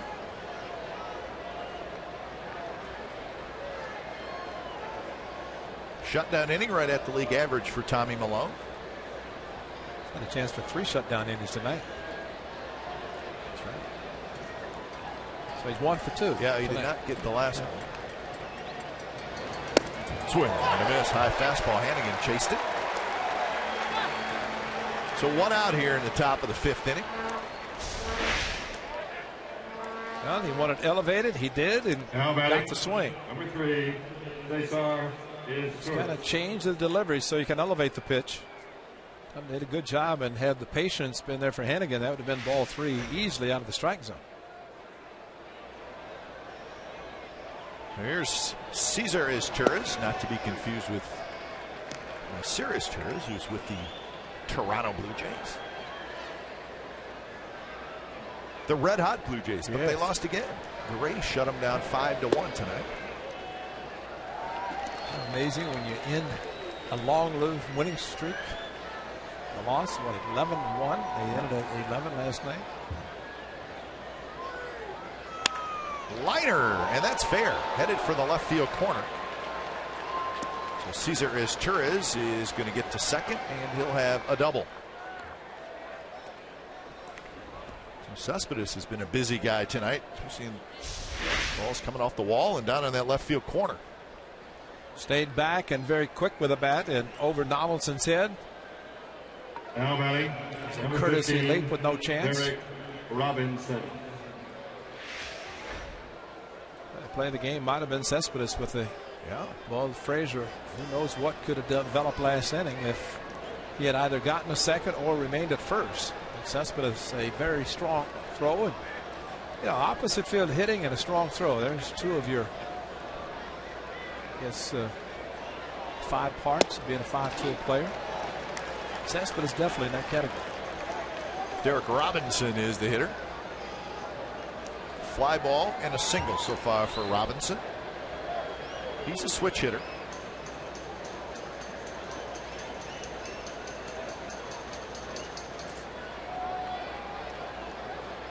Chu is in the on-deck circle. So these guys hitting right before Votto with the runner on base. There's 1 out, but becomes even more important. A lot of times teams that hit a lot of home runs, the home runs help them get back in a game as much as they help them when they're ahead in the score. Votto spraying something. I didn't know pine tar came in a can, but he was spraying something on his hand for Stickum. But there it is, pine tar in a can. Well, that's not the way you remember it. No. Brooke Jacoby, hitting coach. Jake, the former Cleveland Indian. Good third baseman, power hitter. 1-2 pitch to Derek Robinson. And it's grounded to Malone, who knocks it down, and the runner's going to try for third, and he's going to make it. So Robinson, very fast, easily beats it to first. And as Torres watched it, and he saw Malone have to scramble after it, and he went to third. Well, if Malone had looked straight to third base, he might have gotten his Torres, because his Torres took off about halfway. Malone, though, when he looked to first, that was enough for his Torres to make it to third base. Inside out swing. Actually hit it off the backside of Tommy Malone, but watch him look to first, and at that point, no chance. But his Torres, that's very dangerous for him with the club down by 6, trying to get to third base, but he made it safely. Runners at the corners for Chu. Chu a fly ball to center field, and then he lined out to second.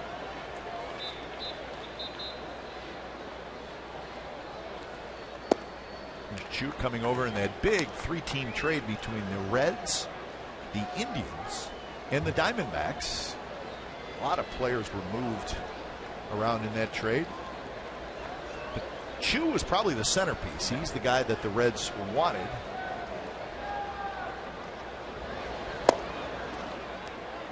As we saw him so much in right field with the Indians. Very good player. And the questions was, would he be able to play center field? That's where the Reds wanted to play. I guess he's done a pretty good job out there.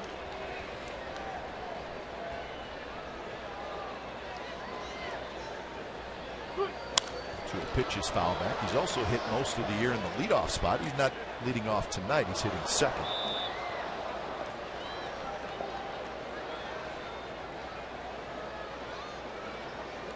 The state of Ohio. Yep.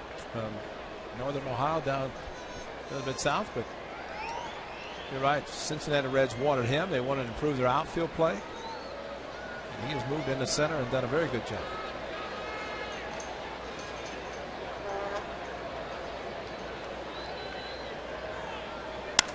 Chu hits one deep to left field. Cespedes is going back, still going back, spinning around, and he leaps at the wall, and he caught it. And the throw comes all the way through over the head of both the cutoff man and the second baseman, but it's a sacrifice fly as his Torres comes in to score. And that ball was hit well. And especially the opposite field, and maybe these players, because they're home park, ball will travel out from line to line. That's out in Cincinnati. Exactly. That's what I'm saying. Maybe they feel they can stay on the balls longer and hit the ball out the opposite field, and Cespedes turned around a little bit, but the ball was high enough that he was able to turn a couple of different ways and reach up and make the play.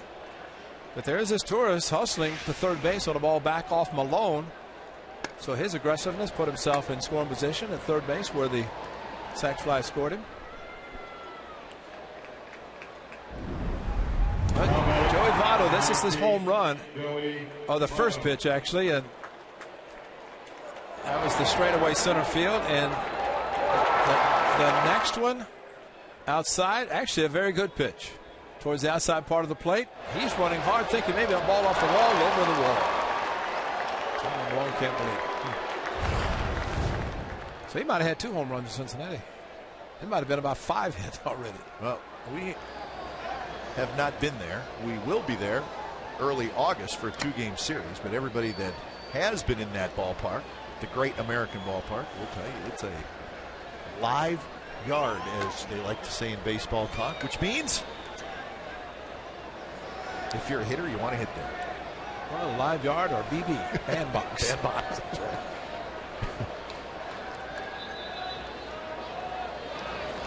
Votto takes inside.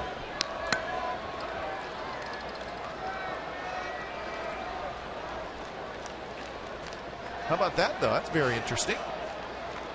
Significantly better batting average on the road, more home runs. That just is another explanation of how good he is. Good enough to get a 10-year contract. What does that tell you? Got a 10-year contract and he's still motivated. We like this guy. That's right. Yeah, that's a plus because you get that kind of a contract, and you have to know who you're giving the contract to. Is he going to continue to play hard every year? And Joey Votto, I think it's kind of a Hall of Fame type career for him. That he plays hard, and that's the ultimate goal for every baseball player. You've given a 10-year contract financially, you're set for a lot of people's lives, but motivation, which he has on a 3-0 pitch, which he's already swung once 3-0, probably again.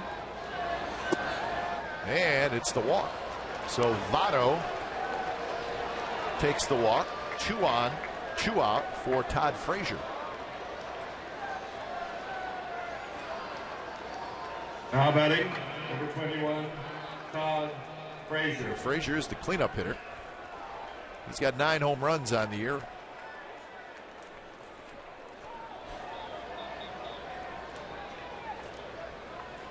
Get some bullpen action. 88 pitches for Tommy Milone.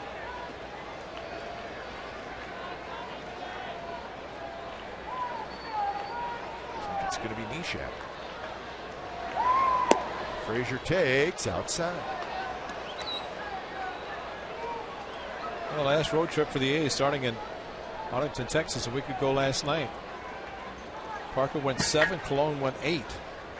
Parker went another 7. Otherwise, it's 5+ and 4 2/3, 3 1/3. And one thing Bob Melvin talked about is how the bullpen's been taxed a little bit. Well, that's what happens when the starters go short. Cologne's 8-inning effort in Seattle was tremendous.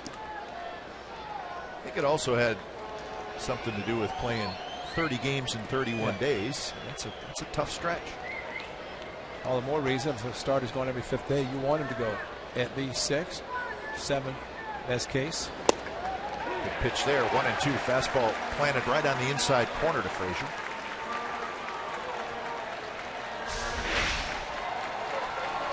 Great location as Vogt moved inside. And that's exactly where Tommy threw it.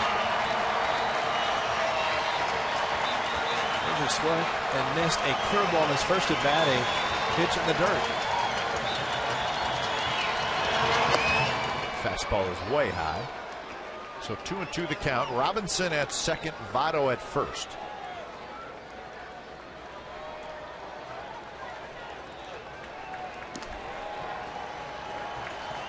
Sogard, the second baseman, pulled well behind second base.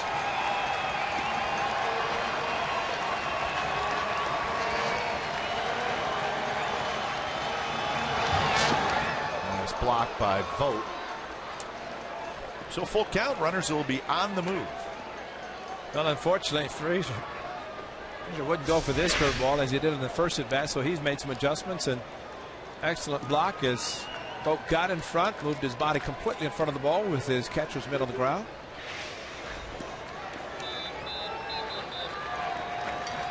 Stephen Vogt is a high energy catcher.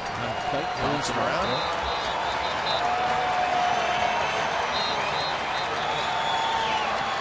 Wondering what that means. I would say Kurt Suzuki was a high energy catcher. Right? He had a lot of bounce back then. He had a lot of bounce, and he also blocked a lot of balls, helped the pitchers, and handled the pitching staff extremely well. And his blocking ability, very, very mobile, very athletic. Runners goes, and it's way outside, and now the bases are loaded, and it's Jay Bruce.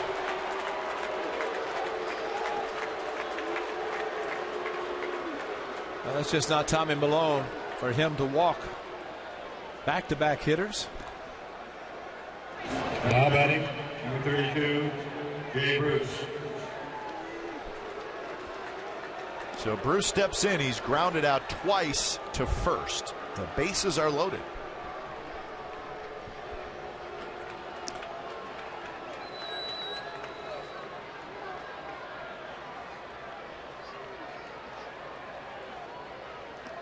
Milone pitching from the windup.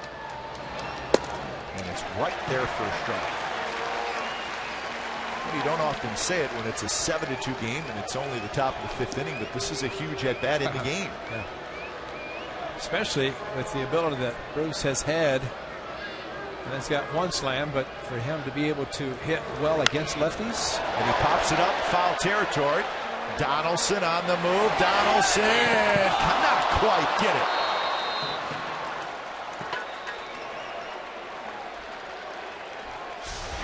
Reached for it right at the last minute.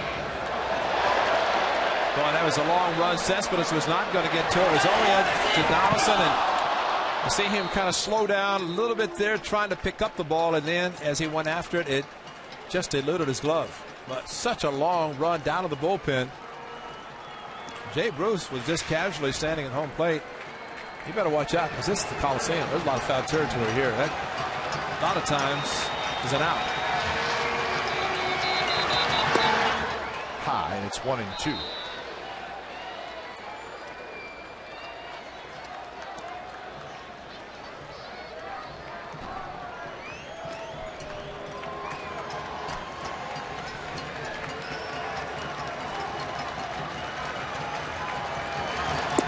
Slider, 2-2 now. See how both Votto and Bruce see the breaking pitch and how they take it without any hesitation and any concern about swinging the pitch out of the strike zone.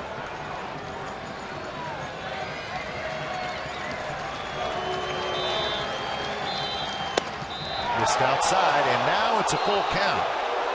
Robinson, Votto, and Frazier are your runners, and they will take off on the pitch. Decision time for Bob Melvin, too. Heisey, a right-handed hitter, is in the on-deck circle. Exactly, with the right-hander warming up. He's going to pitch out of the windup, big jumps. And Bruce had a good rip on a fastball, and he fouled it straight back. Now, Tommy Malone has pitched out of the windup in this entire at bat. He does not go to the stretch in 3-2, which means the runner at first, Frazier, was standing at second by the time contact was made, which means that a base hit is going to score 3. A single could score 3. And he fouls it down the left field line. And you might ask, well, why doesn't he go to the stretch? Because he's been out of the windup in this at bat. He feels more comfortable and is willing to let the runners take off and get huge jumps. Frazier's not even going to go back to bag. He's going to stop about 10 to 12 feet off the bag and then take off again. Another foul ball and another fastball.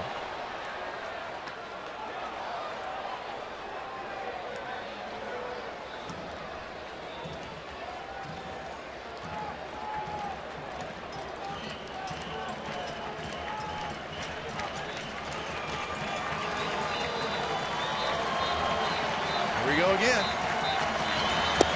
And it's outside, and Tommy Malone just missed. He walks in a run as Robinson trots in to score, and now it's 7-3.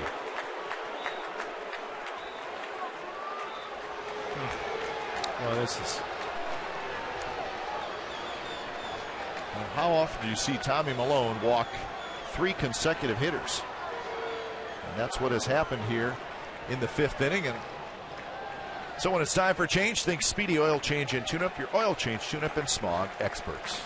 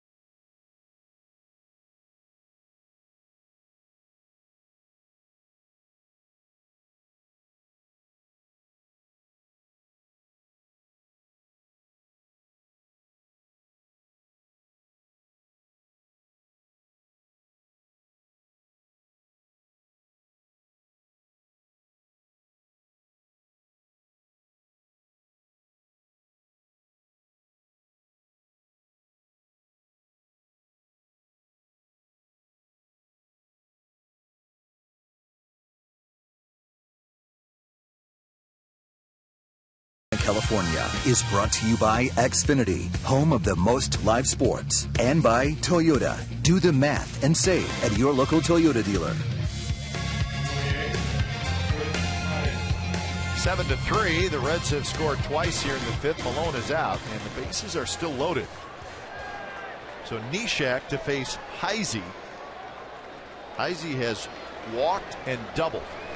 And the first pitch is a slider that grabs the outside corner for a strike. 1-1 with a 2.19 ERA for Neshek. Inside corner, strike two call.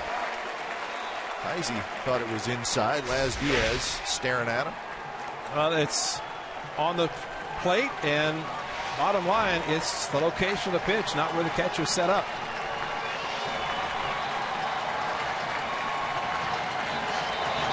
Swing and a miss on three pitches. Neshek strikes out Heisey, and that's a huge out here in the top of the fifth. Couple of runs for the Reds.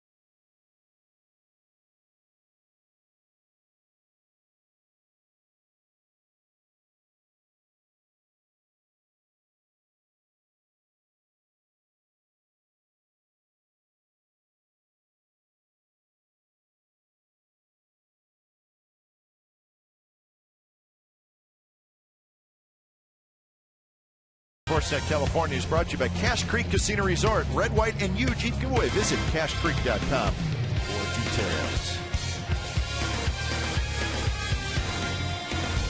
There's the big pitch from Pat Neshek. So on three pitches, he gets Heisey with the bases loaded. Slider, a better slider.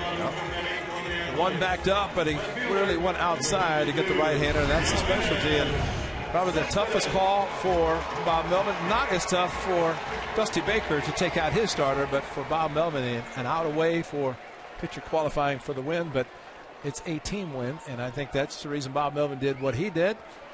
Bronson Arroyo gave up 7 runs, so Dusty Baker going to his reliever, and quite a bit different than what we saw from Arroyo. It's about a 97 fastball. That was 94 registered, but he could throw it about 97. Good slider and changeup. When it's time for a change, think Speedy Oil Change and Tune-Up. Your oil change, tune-up, and smog experts. So Cespedes to face the new pitcher Curtis Parch.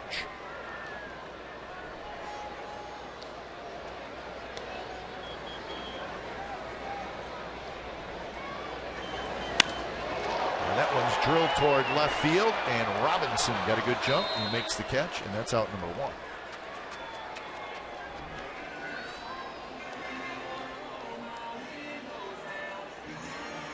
Now batting first baseman, the 37, Brandon Moss. So with one out, Moss will hit.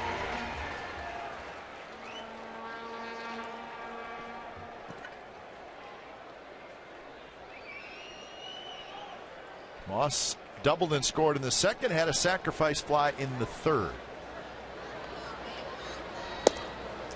Fastball 92 right on the outside corner, first strike.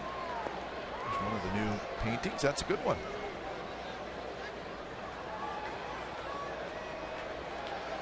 About 20 hours, the feature article about the artist. So 20 hours to do those paintings. The price tag on it, huh? Really? Oh. Took a little extra time with that one. He did a haircut, didn't he?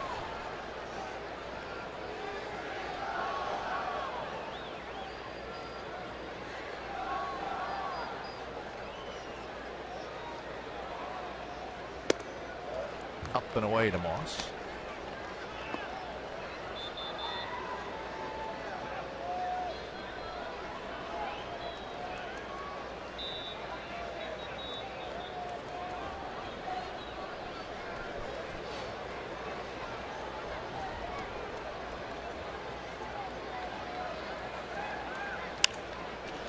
Fastball in on the hands, and it's popped just past the A's dugout. Now Sunday didn't get in on the hands. Got a chance to extend against Danny Football, and that ball was smoked.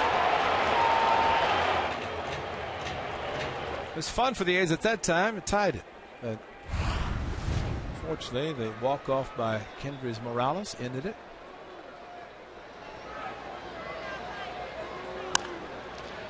Breaking ball is hit foul.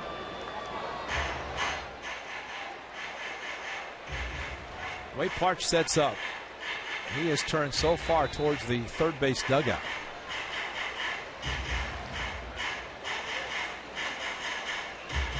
He sets up and he's almost looking. You can see his number and name if you're a hitter. The way it's not fair. He's not even looking. He's a big fella too, 6'5", 240 pounds. If you're a hitter, you say, "Come on, look at me." You know, don't be turning your back. But that's kind of a different setup. And it works, especially if you throw a 97. He can do whatever he wants, especially with his size.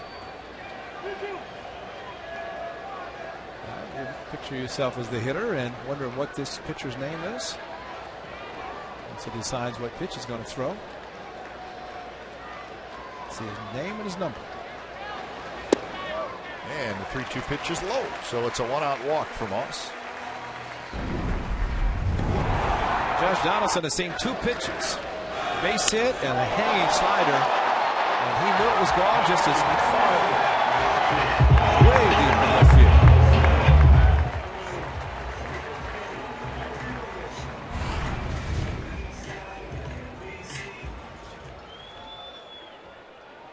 Now that tunnel, if you think about it, is kind of protective because you don't have to high five. And Baker in Texas hurt himself, getting a little bit excited after a home run, high five, and bent his thumb back. You go through the tunnel like that, everybody's just pounding on your helmet. You don't have to give high fives and worry about injuring your hand. So that's good innovation for the A's this year. No question. Save the health of the players.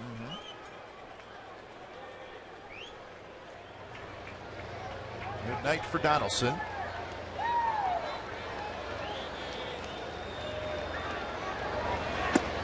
Fastball is inside.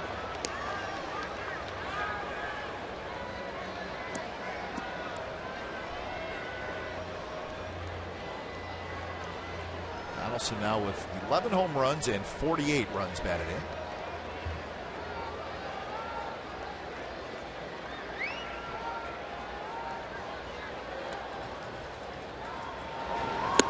Big swing and a 94-mile-an-hour fastball.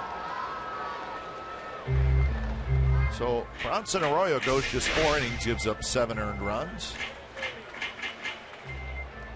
Tommy Malone goes 4 2/3 innings, so both pitchers knocked out early. Tommy Malone this season, 5 games of no walks.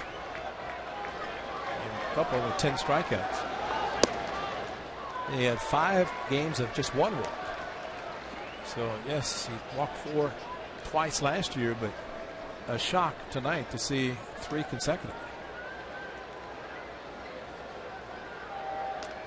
And 4 walks total. That's the most he has walked in a game this year.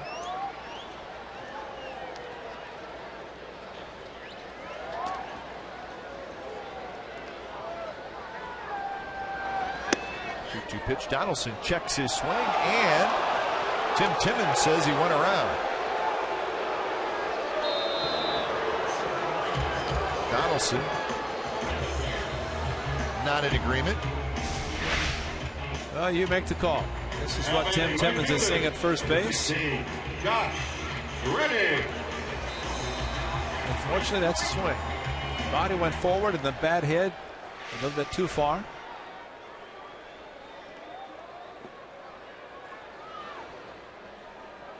So Reddick hits with 2 outs. And Reddick pops it up on the infield. Frazier, the third baseman, is underneath. Side retired. So the A's get a walk. They leave a runner. We're headed to the 6th inning. It's the A's 7 and the Reds 3.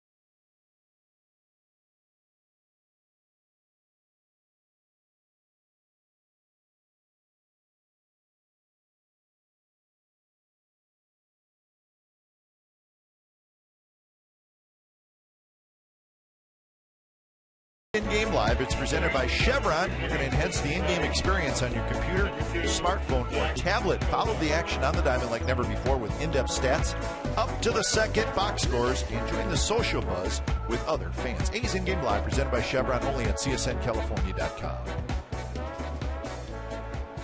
7-3, the A's lead, top of the 6th inning from the Coliseum.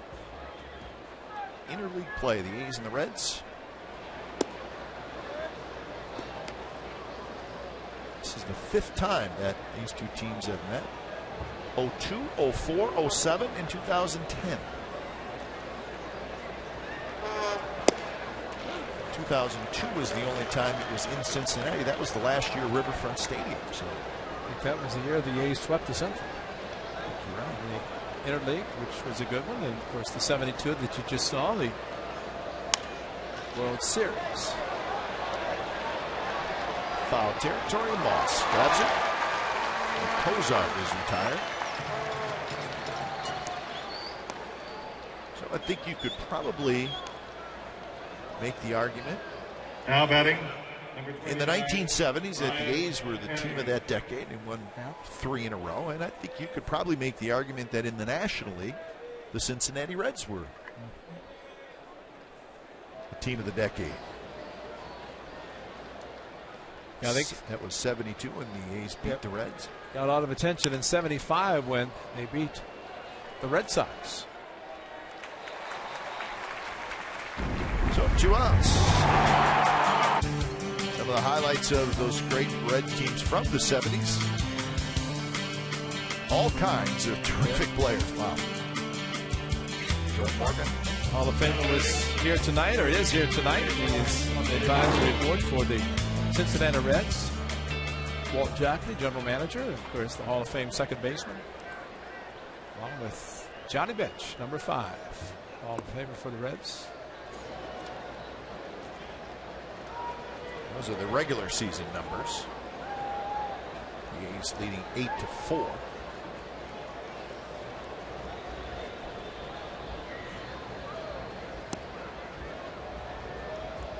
Well, there was a field called Crosley Field in Cincinnati before Riverfront, before Great American Park. Used to have exhibition games between Cleveland and Cincinnati. But the mistake by the lake in Cleveland and Crosley Field. And that one is a base hit to right field by Cesar Izturis. Well, he started all the commotion last inning with a double down the left field line.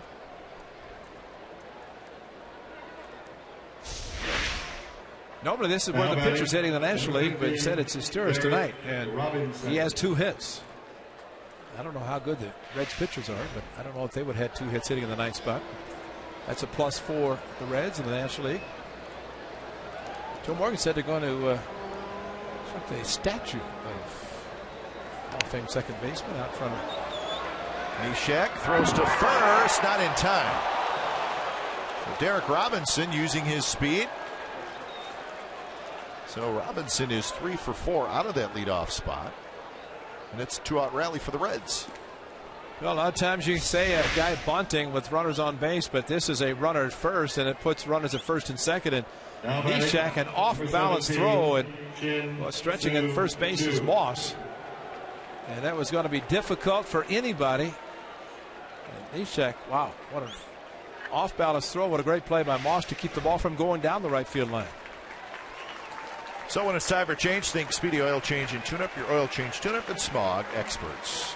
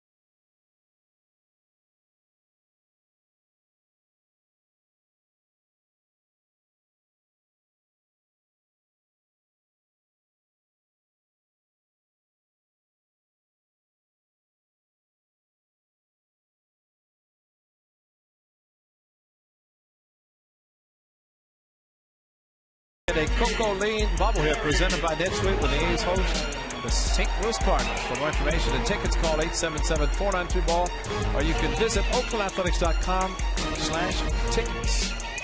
Mike Matheny and his Cardinals will be in town this weekend. Matt Holliday, a former athletic for about 3.5 months on the Cardinals. Let's see a pretty good catcher in Yadier Molina. Not too bad. Yeah. Leading the National League in hitting.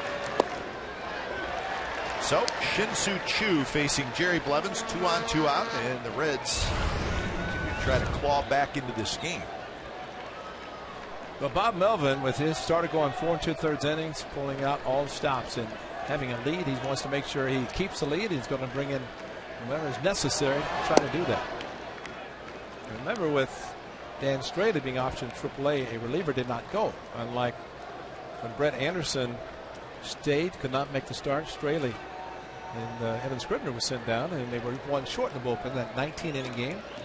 The A's have the full complement of relievers tonight.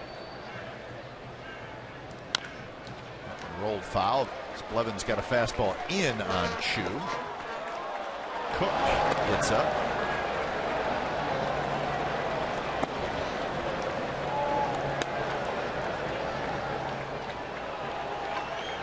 Votto would be next. 1-2 to Chu.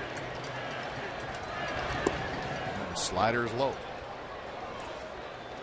Torres and Robinson, plenty of speed on the bases for the Reds.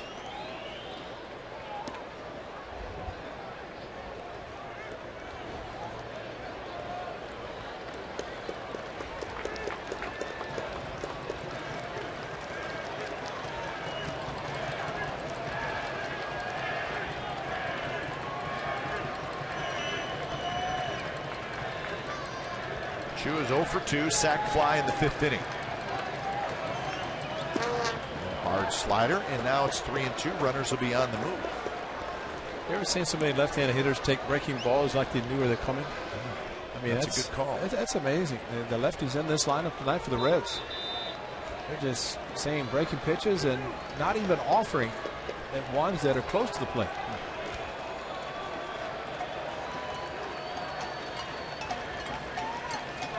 Payoff pitch, and it comes in, and it hit Chu.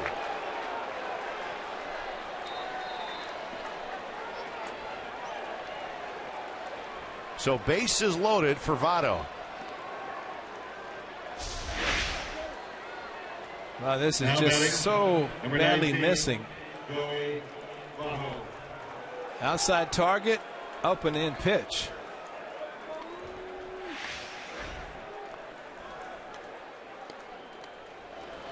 I think we've seen also the attention paid in a game in which at one time he is at a 7-1 lead.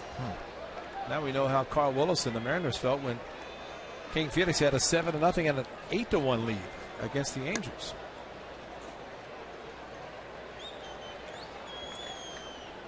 See some of these struggles for the A's in these last 10 games. And if a starter's ERA is high, well, that means they're not pitching as well. That means they're probably leaving the game early. That means you're going to your bullpen earlier.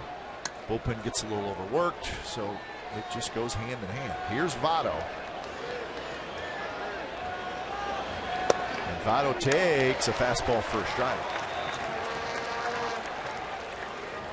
While you get excited with the first pitch strike, it just seems that a few hitters on this Reds team, and we've seen it with the A's, not afraid to get to 2 strikes, and that's a plus for a hitter. Swing and a miss, 0-2. Votto will not swing through a fastball that's a strike very often, and he just did. Both set up inside. Look at the location of the target and the pitch. Started inside, but kind of hit him outside a little. He stayed hard. He was not throwing him a breaking pitch. And after he hit the ball so far to left field, pitching inside is not a bad idea. There's a slider, and Votto lays off, 1-2. Here's your typical low fastball away from Tommy Malone. You can say good pitch, the next thing you know, it's a home run.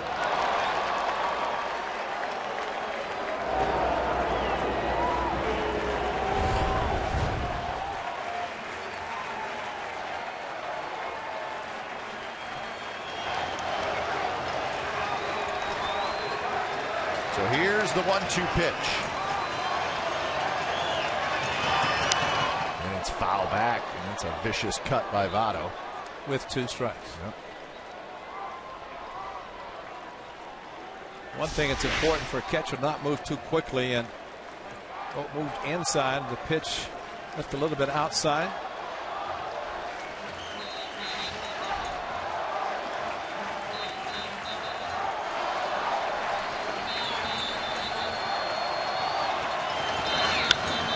And he popped it up.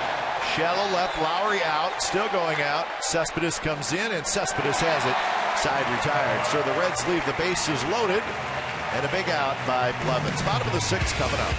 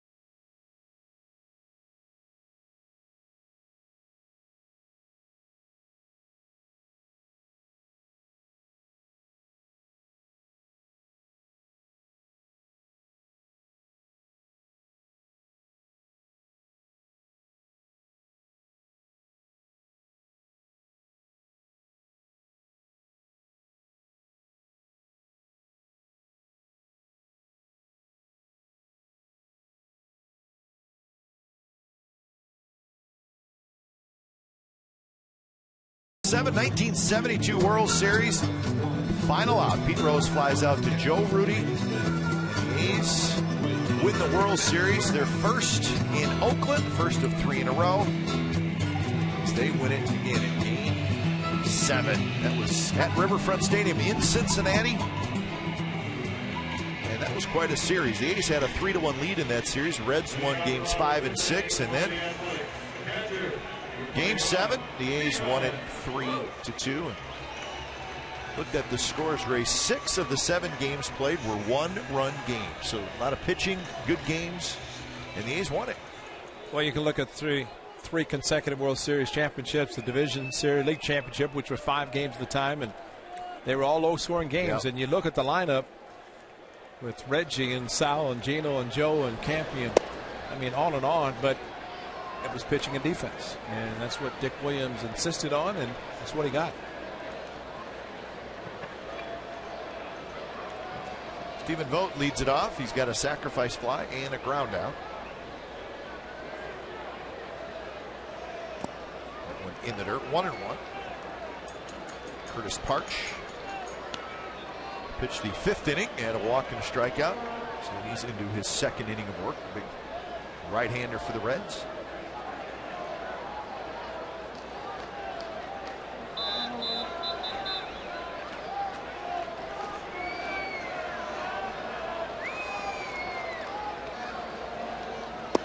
Fastball runs off the plate.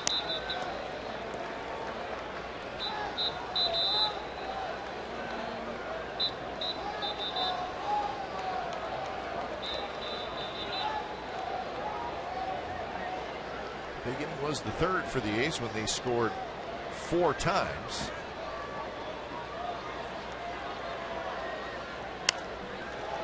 Anyway, the Reds keep trying to come back.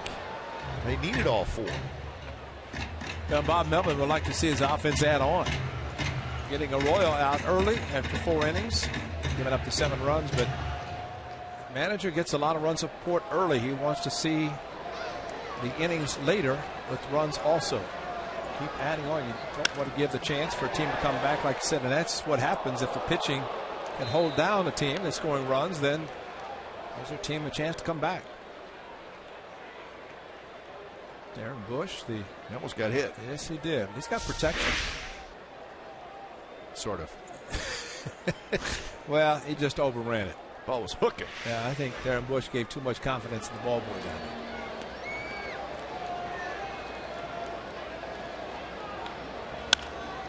And rolled just foul down the first baseline. See, at the Coliseum, when you say ball boy, I mean, these are young kids. Unlike Pat Neshek's brother, Paul, the ball boy in Minneapolis at Target Field. He's a little older. 30. Yeah, I don't know, man. And that young boy, I bet coming out taking some extra work tomorrow. Diving. They're going to be down there just ripping fungos at him. Well, Darren Bush works with the catchers before the game, you know, throwing balls in the dirt, trying to let them work on blocking balls. I think Bush is going to have that young man right there. Yeah, extra work. Tomorrow, early work. Bring your double ear flap. He's going to stand right in front of the bullpen, and they're just going to rip fungos at him. They even bring the pitching machine out, fire bullets at him.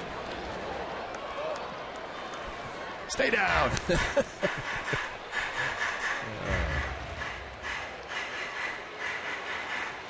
wearing him out a little bit. This close to my face. He said, I'm here relaxed, just thinking that you're going to protect us, and look at you. Clipboard, concentrating on the game. That one's hit to right field, but it's playable. Right center where Chu goes over, and he makes the catch. Well, that was almost a good swing, but how about some great swings from one Gino Tenacci? Gene Tennis, first 2 plate appearances in a World Series. Jack Billingham, home run down the left field line. That's number 1 for Gino. And it comes up the second time. He hits another one down the left field line. And as Gino would tell us, did tell us that he hardly got any hits. I think he got 1 hit in the League Championship Series against the Tigers. Started the first 6 games of the World Series. Most valuable player. Good timing.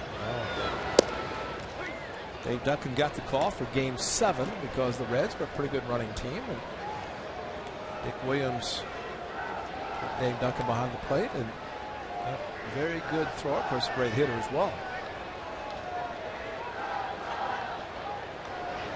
Sogard takes low, 1-1. Sogard a strikeout and a foul out, so 0 for 2.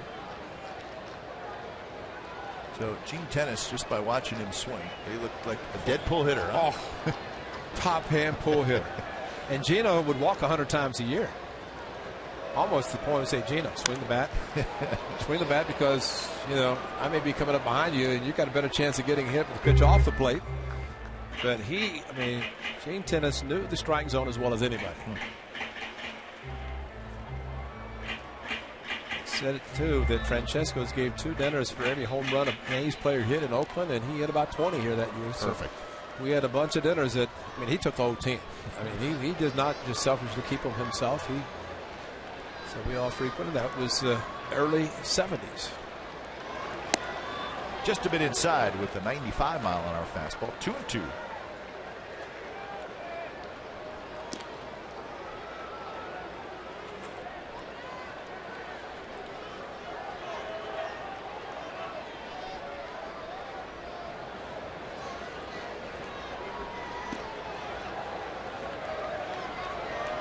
Pitch number 29 from Curtis Park.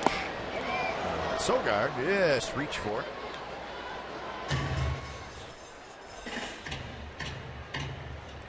Laz Diaz picked up the ball, and if you notice, Laz Diaz's hands are clean. It means there's no indicator in his hand. When I see an umpire without an indicator, I want the scoreboard operator to intentionally put up the wrong count and see. Just for fun. Just for fun. No, just he's got a good memory if you're a home plate umpire without an indicator, and then you're looking at the scoreboard to make sure, well, what I'm thinking, and then all of a sudden that's not the same thing I'm thinking.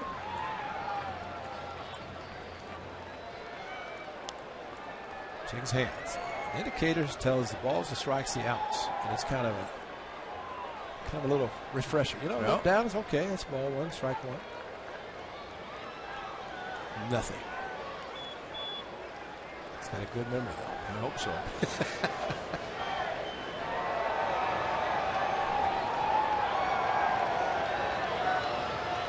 Setting up inside. The plate drifted over the plate. Count stays 2-2.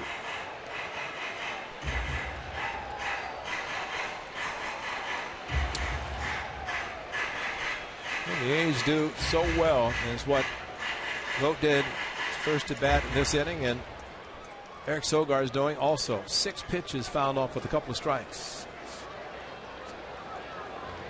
Ryan Cook's going to pitch the 7th.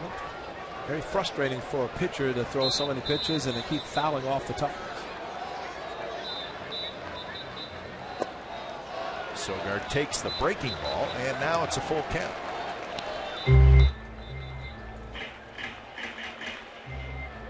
A's have 7 hits in the game. The Reds have 8. A's have received 3 walks in the game.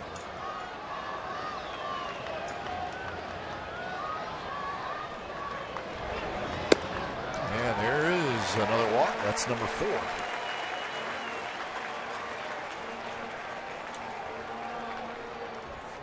If you go to Joe Rudy's house, you're going to see this shot.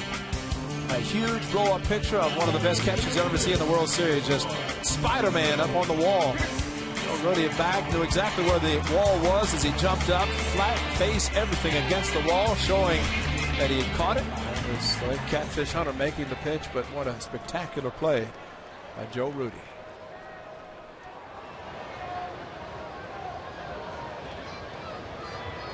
So here's Coco, a couple of walks and a couple of runs scored out of that leadoff spot.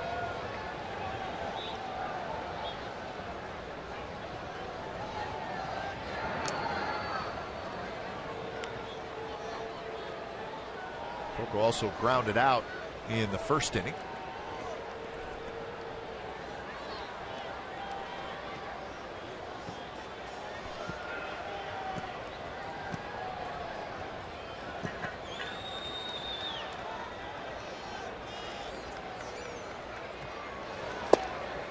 Missed outside. So 34 pitches now for Parch out of the bullpen, and now we're going to get some action out there.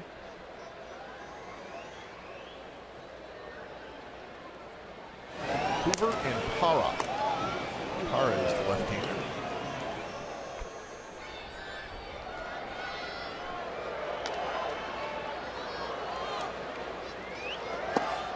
And that one called a strike.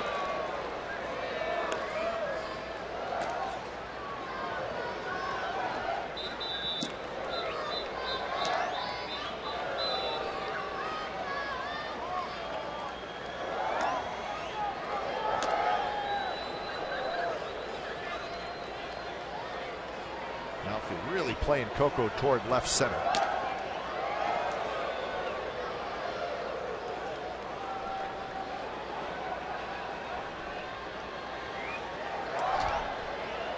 I think I've seen Parch throw a curve and a slider, but he's looking at his catcher like the catcher's throwing down 8, 9 different signals. I know. It's really one is a fastball and two is usually some type of breaking ball. And one is about 96, so it doesn't seem like it should be quite that hard.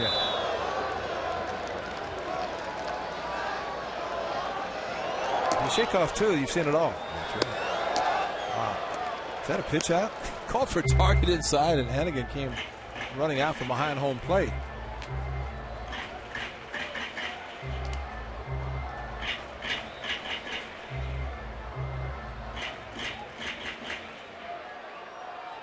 So 2-1 is the count to Coco Crisp.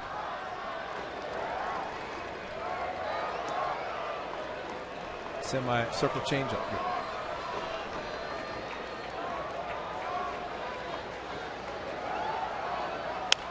Coco hits one down the right field line. Bruce is on the move, and he's going to get there, and he makes the catch. Bruce had to run a long way for that one. So that's out number 2 here in the bottom of the 6th inning.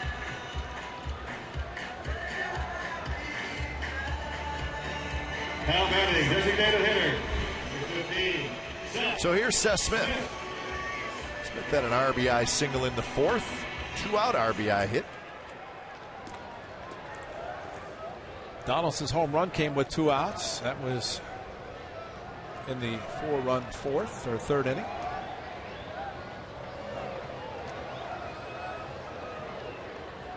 If a pitcher does not throw strikes, it seems like the inning lasts forever. 18 pitches to Vogt and Sogard combined. Runner goes, and the pitch is low, and the throw is late, and it's a stolen base for Sogard. Easy stolen base. And he picked a good pitch to go on. Yeah, and that's a great Ricky Henderson would always say, you steal on the pitcher, and that's what Parch just kind of took his time, forgot about Sogard. Sogard got a great jump. And Seth Smith. Yeah, that's a pitch where, like the catcher Hennigan wanted it outside and up down the middle, but almost in the dirt.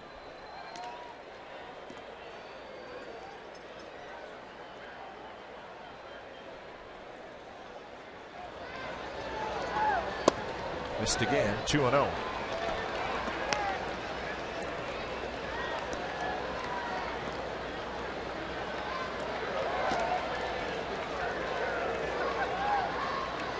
Smith is the designated hitter tonight.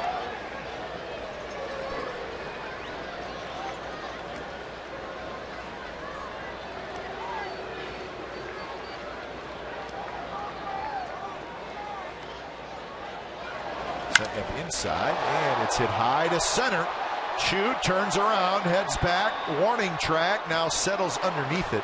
He's got it, side retired. Runner left, and we're on to the 7th inning. Still 7-3 Athletics.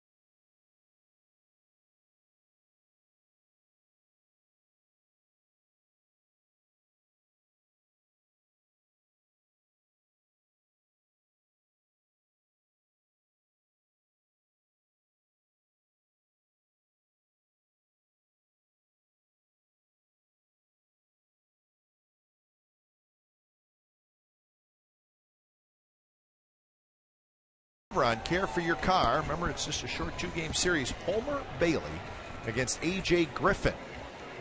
So it'll be radio only, so you can listen to the game on 95.7 The Game. First pitch at 12:35. So Bailey, a right-hander, against Griffin, a right-hander.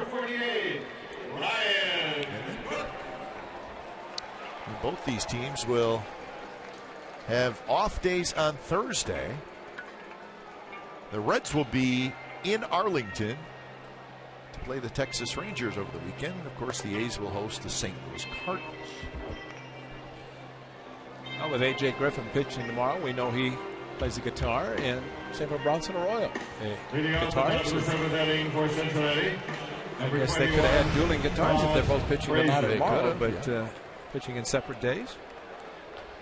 When it's time for a change, think Speedy Oil Change and Tune-Up, your oil change tune-up and smog experts. So Ryan Cook comes in here in the 7th inning. Frazier, Bruce, and Heisey.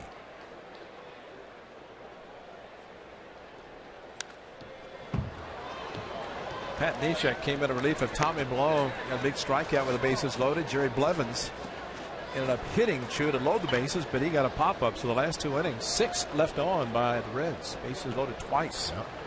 The bullpen doing the job, coming in to not allow the threat to continue. The Reds have had 11 base runners in the last 3 innings. They've scored 3 runs.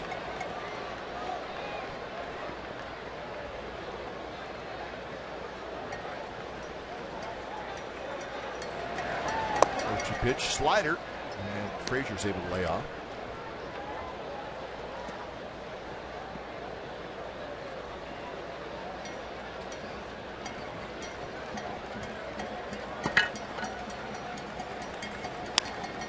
Tap slowly toward Lowry, who charges, throws in time. Frazier's out. Frazier. Not sure where he was. Well, the Reds got their payback from 1972. It happened in 1990. This was the final out, and it was an extremely unexpected 4-game sweep by the Reds over the Athletics. Just did not see that coming. It was a powerhouse A's team. The Reds got hot, and Billy Hatcher made some huge hits. I think it was Billy Hatcher who was hitting when Jose Canseco was playing right field, and Dave McKay was frantically waving in the dugout trying to move him over to right center, and Canseco had his head other places and didn't quite move, and Hatcher hit the ball exactly where Dave McKay was trying to move Jose. I knew that was going to happen. Oh, yeah. The Reds outscored the A's 22-8 in that series. So in back-to-back series, actually 2 of the 3 years in 88 and 90, the name Hatcher was not a favorite name at the Coliseum. Both very good players. Mickey with the Dodgers and Spitta with the Reds. Jose Rio, a former Oakland A pitcher, was very prominent for the Reds in 1990. Bruce goes around, so Cook strikes out a very good hitter, Jay Bruce. Look at it. We may not like it, but we're going to look at it. Billy Hatcher, he was good.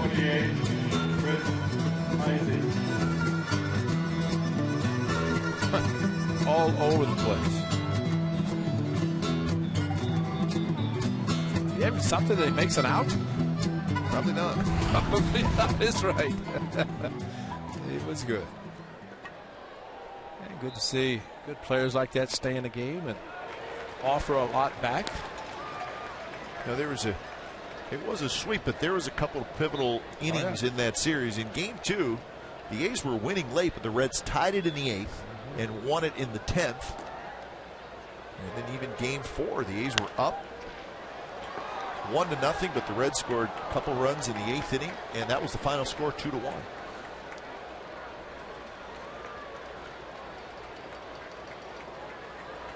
Well, unfortunately, the only thing I remember is all the brooms at the airport heading back to Detroit or to Cincinnati.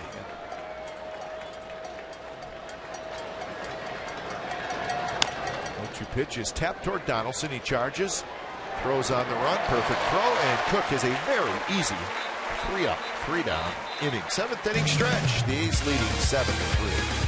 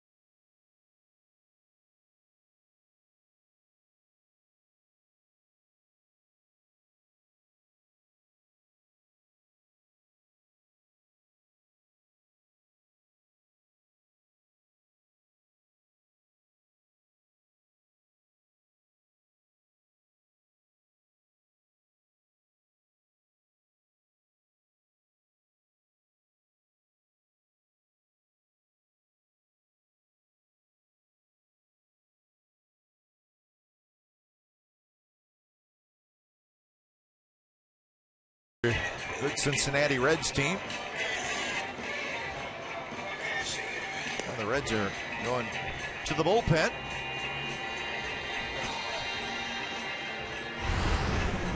When it's time for change, think Speedy Oil Change and Tune-Up. Your oil change tune-up and smog experts. It's the lefty Manny Parra. Parra pitching out of the bullpen. It wasn't long ago he was a starter for the Milwaukee Brewers. Picked up a few games in the standings. Does have a split along with the low 90s fastball.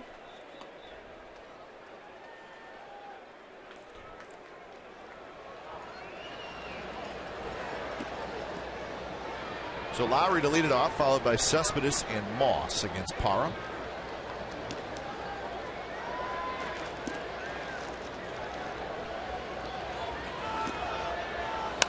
First pitch, and Lowry fouls it straight back.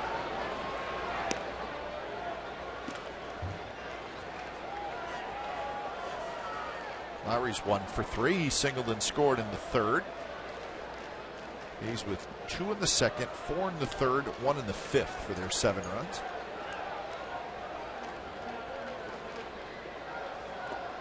Lowry swings at a pitch in the dirt, so now he's behind in the count 0-2.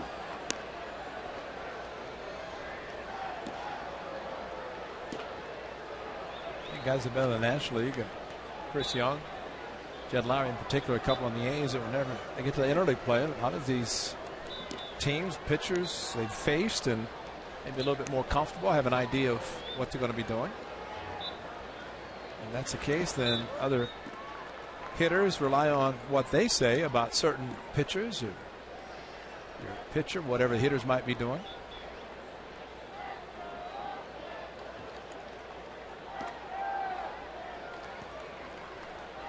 Seen Chris Young on the bike before, just in case.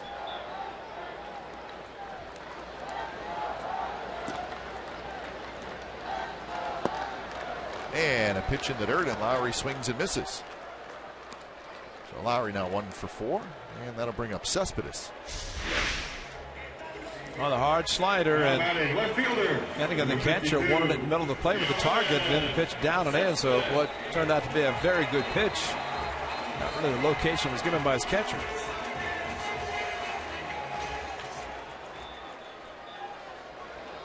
Cespedes knocked in a run in the third and later scored in that inning.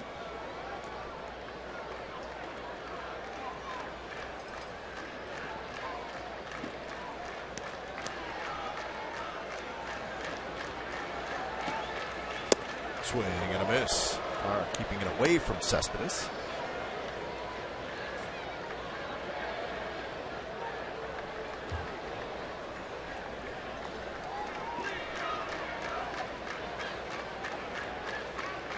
Know that the Rangers lost tonight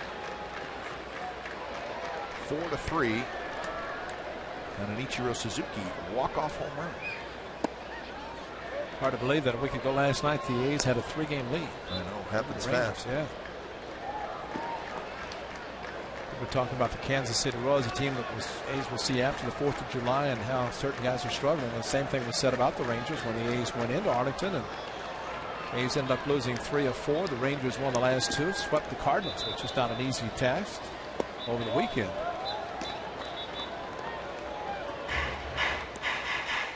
Darvish started that game for the Rangers. It's the current standings. So the A's can get back in the tie with the Rangers if they can hold on and win.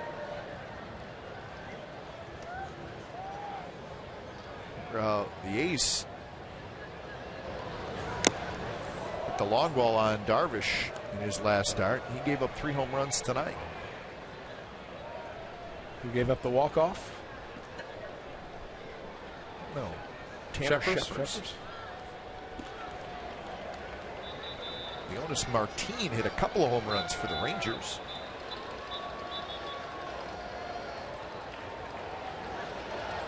Two pitch to Cespedes is a swing and a miss. So Manny Parra strikes out Lowry and Cespedes for the first 2 outs here in the bottom of the 7th.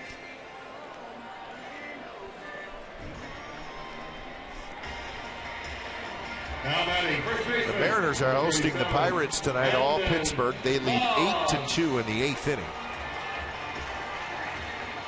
Hey, Gutierrez went back on the deal. What a surprise.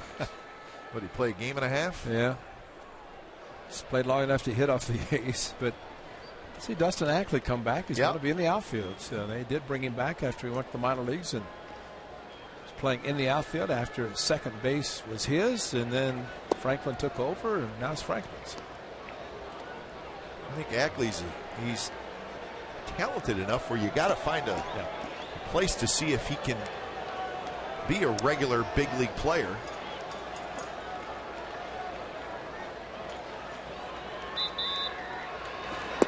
Moss takes low. Pirates scored a bunch of runs early in that game. Angels won 14-8 at Detroit. It was an 8th-run 5th inning for the Angels.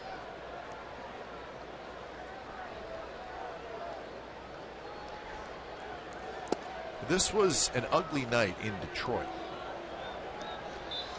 Not only did the Angels lose 14-8, the Angels win 14-8, beating the Tigers. The Tigers made 6 errors in that game.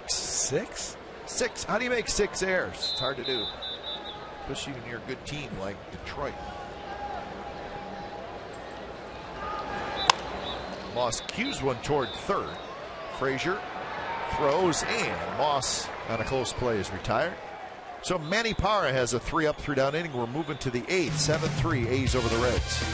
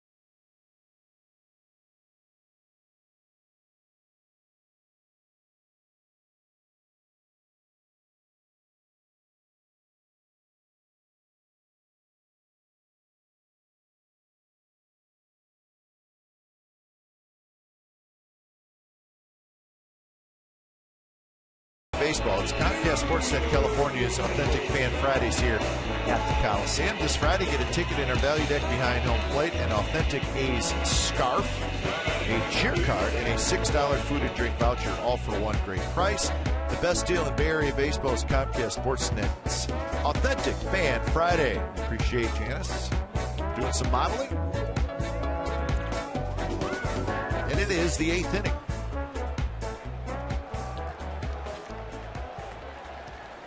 Doolittle comes in for the A's, and his first pitch is outside, ball 1 to Zach Kozak. So when it's time for a change, think Speedy Oil Change and Tune-Up. It's your oil change, tune-up, and smog experts. Doolittle in for his 36th appearance.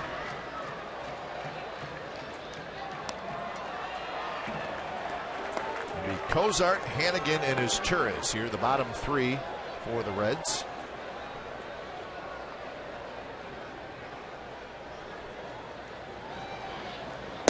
Swing and a miss. Good fastball. Teams can look at everything they want on the video or scouting reports on one Sean Doolittle, but until the hitters get in and face him, they don't know, and that's why his good fastball is his primary pitch. Now the Reds do train in Goodyear, so there is maybe some spring training appearances, but much different during the season, especially with Sean Doolittle heated up, throwing as hard as he does.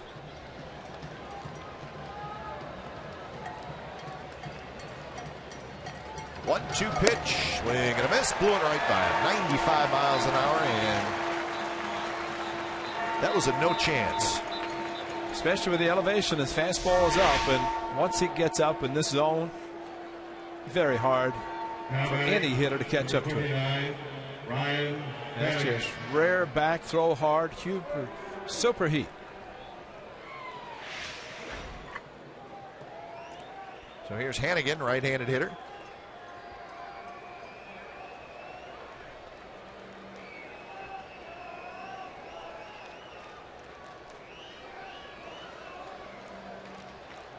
Hannigan is 0 for 3. Fly out, strikeout, pop out.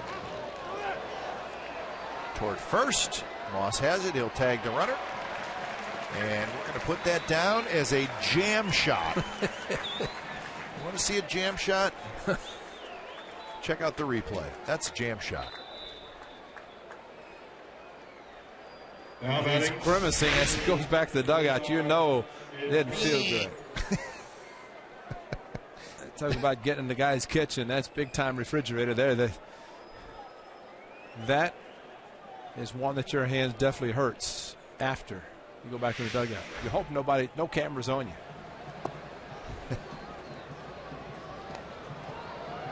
So 2 outs. Cesar Torres steps in.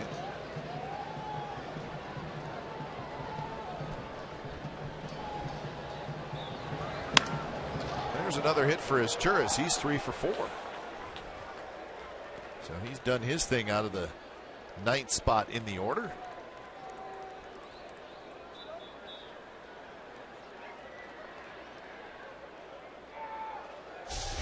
Now batting, number 15. It's amazing how many innings the A's get the first couple of outs. They got the first out in the 5th inning, and then the double by Torres. That opened up a couple of runs.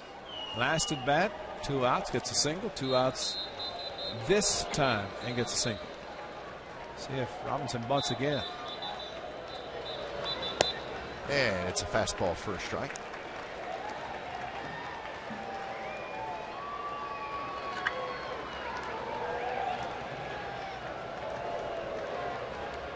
Three hits for Robinson. And he may have another one, and he does. Drops right on the line, and it's going to be 2nd and 3rd and 2 outs. So another 2-out rally by the Reds, and really right by the bottom of the order. Yeah. Well, then you talked about the jam to Hannigan. Same thing to Robinson, and instead of hitting the ball on the ground to Moss, inside badly.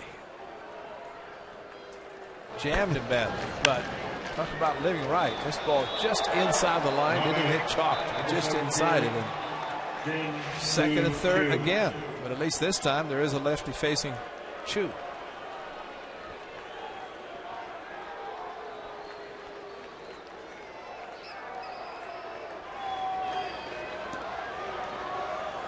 Chu is 0 for 2 with a sacrifice fly, and was hit by a pitch. And the pitch is low. Vogt reaches out to get it.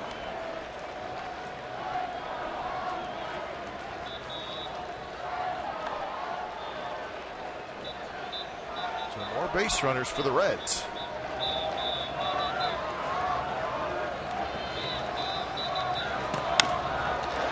This one's hit to left. And the A's relievers are going to get out of it again. So the Reds keep looking for that big hit. They can't find it. The A's relievers keep getting the big outs.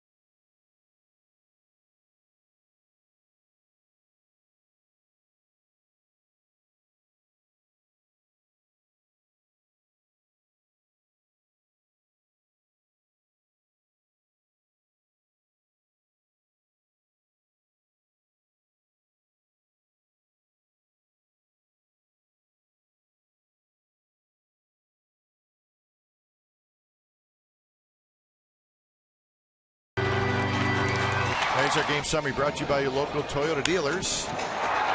Reddick, RBI double. That was in the second inning. The A's scored twice in that inning. And then in the third inning, the A's busted it open with a 4-spot. So they led at that point 6-0. The Reds have never seemed completely out of the game. Joey Votto with a home run in the 4th inning. And then in the 5th, a couple more runs as Malone walked in a run. But Pat Neshek came on and got probably the biggest out of the game. That was just in the 5th inning. So 3-10-0 for the Reds, 7-7-0 for the Athletics. And maybe the biggest number, and it's not on there, is 10 runners left on base by the Reds. And they have had guys all over the bases, but these pitchers have made the big pitches when needed. So when it's time for a change, think Speedy Oil Change and Tune-Up, your oil change tune-up and smog experts. J.J. Hoover comes in, 0-5 with an ERA right around 4.5. Facing Donaldson, Reddick, and Vogt.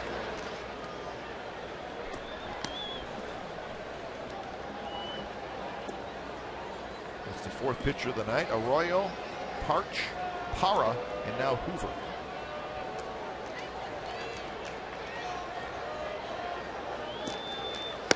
Fastball is high, 2-1.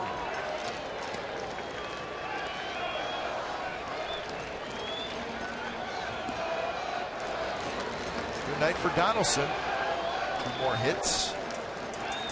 Average now up to 3-11. It's a good fastball that this right-handed throws. Also, curveball, slider, changeup. And curveball looks like it could fool some hitters. Fastball, mid-90s, and Josh Reddick waiting. Donaldson's ready too. And took a rip. Donaldson, he gets the count in his favor. I think he can expand his strike zone better than anybody. Yeah, it was a ball. Which he swung and missed and strike, but that was a huge swing. So full count to Donaldson. Good swing there, hits it high and foul.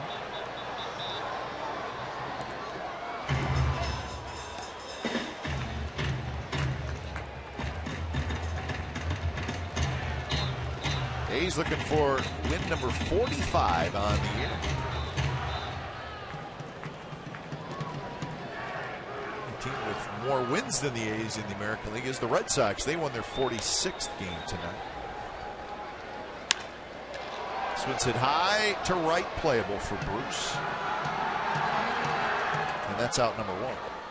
Time now for the AT&T U-verse rewind, and this was a big play because that line drive, Frazier off the left field wall, but watch the play by Cespedes. Reaches up, grabs it, and a perfect throw on the line to second. Sogard makes the final tag. Frazier, because the glove was put up by Moss, thought maybe the throw was going to Moss. Instead, he got the run down. The A's got him out, and that was a big inning that a big play occurred, because who knows what could have happened in that inning.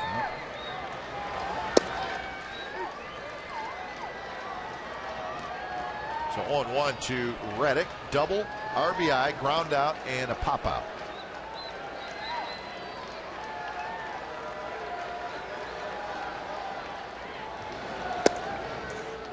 And that one misses, so the count 1-1.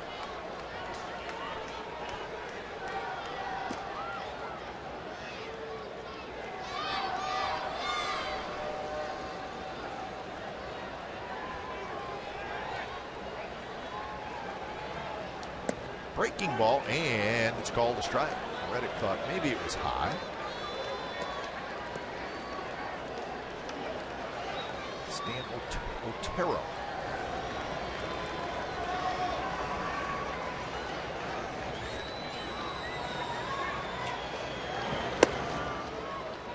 The fastball at 93 miles an hour from J.J. Hoover.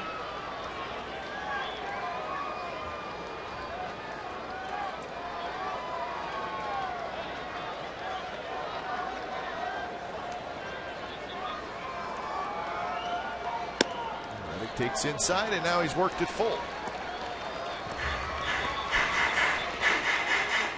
Josh Reddick, one of the big hits in the second inning, the opposite field double. Vogt still looking for his first hit, although he had a sac fly. And a fastball, and Reddick got a good rip, but he missed it. So 2 outs here in the bottom of the 8th inning. Well, maybe this is going to be the at-bat right here. Hits a good fastball, gets his first hit.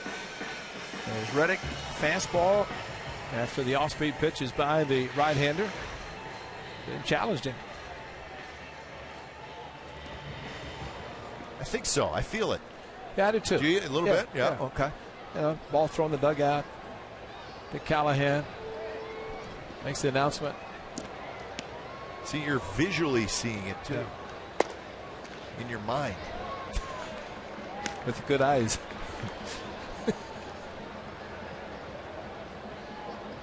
So we're pulling for you, Stephen Vogt. We got it all figured out for you. Vote for him for player of the game against that. That's right. Now batting, number 21. Oh, thanks, Dick. Well, he was prepared for the first hit. You hear that? Dick Callahan waited for 2 pitches to be thrown before he announced him because he's thinking like we are. He's going to announce it his first major league hit. Popped up. Should be out of play, and it will be.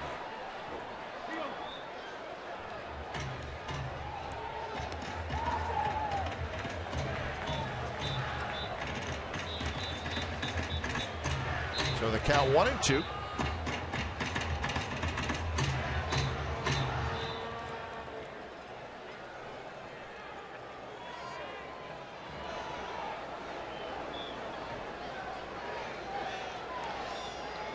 Setting up inside.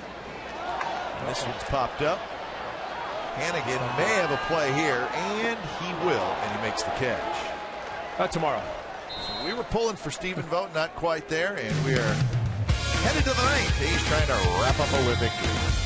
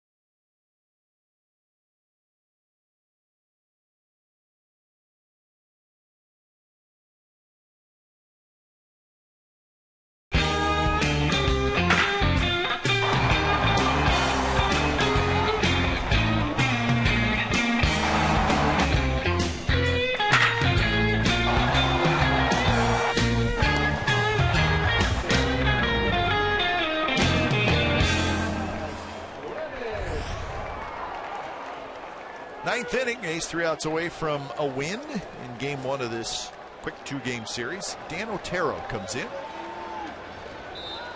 So the righty Otero to face the heart of the Reds lineup. Votto, Frazier, and Bruce. And it's time for change. Think Speedy Oil Change and Tune-Up. Oil Change Tune-Up and Smog Experts. The 5th appearance for Otero. Votto just got a piece of that one.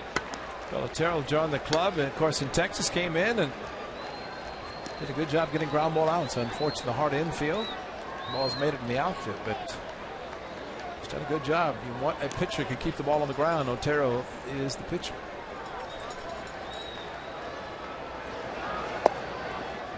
That one floats out of the strike zone. 2-1 the count. Votto is 1 for 3, a solo home run in the 4th inning. He also walked in the 5th.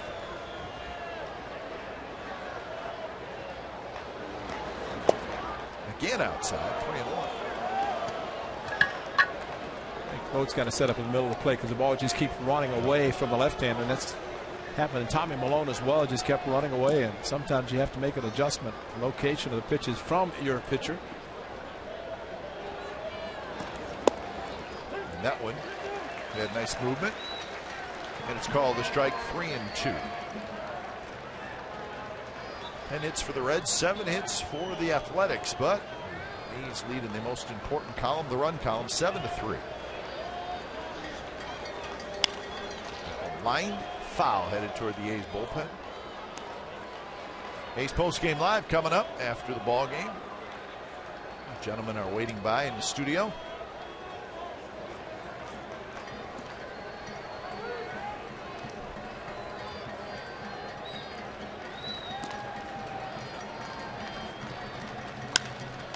Right back to Otero, who grabs it, and that is out number 1.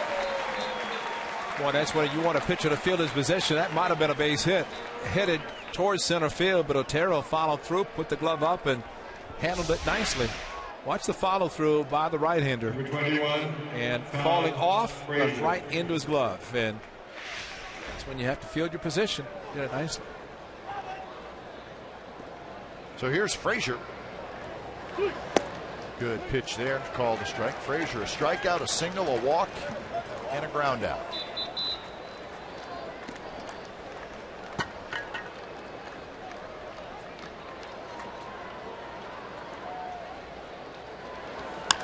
Frazier, a big bouncer. Donaldson has it, and that is out number 2.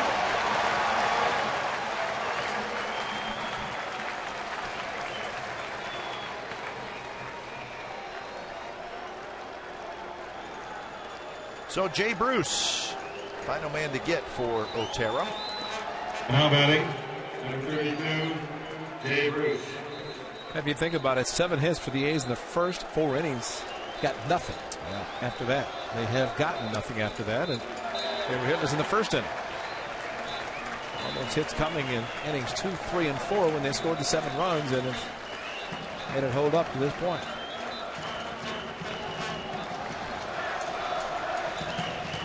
First pitch is a swing and a miss. Otero like a changeup.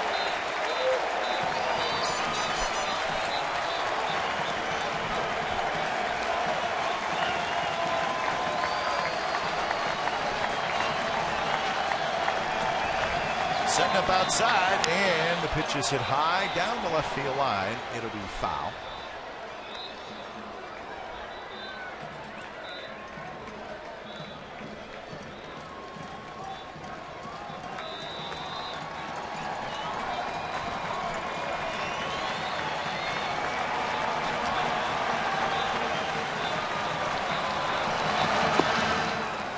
So now 1-2. Bruce is 0 for 3. He walked with the bases loaded, picked up an RBI.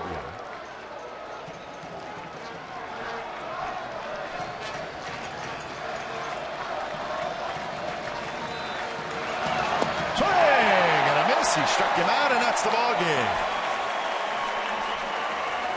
So the A's beat the Cincinnati Reds tonight in the first of a 2-game series, and they do it by a final score of 7-3. So an A's win, coupled with a loss by the Texas Rangers, and the A's and the Rangers are now tied for first place in the AL West. So, A's bullpen, once again, the story, really.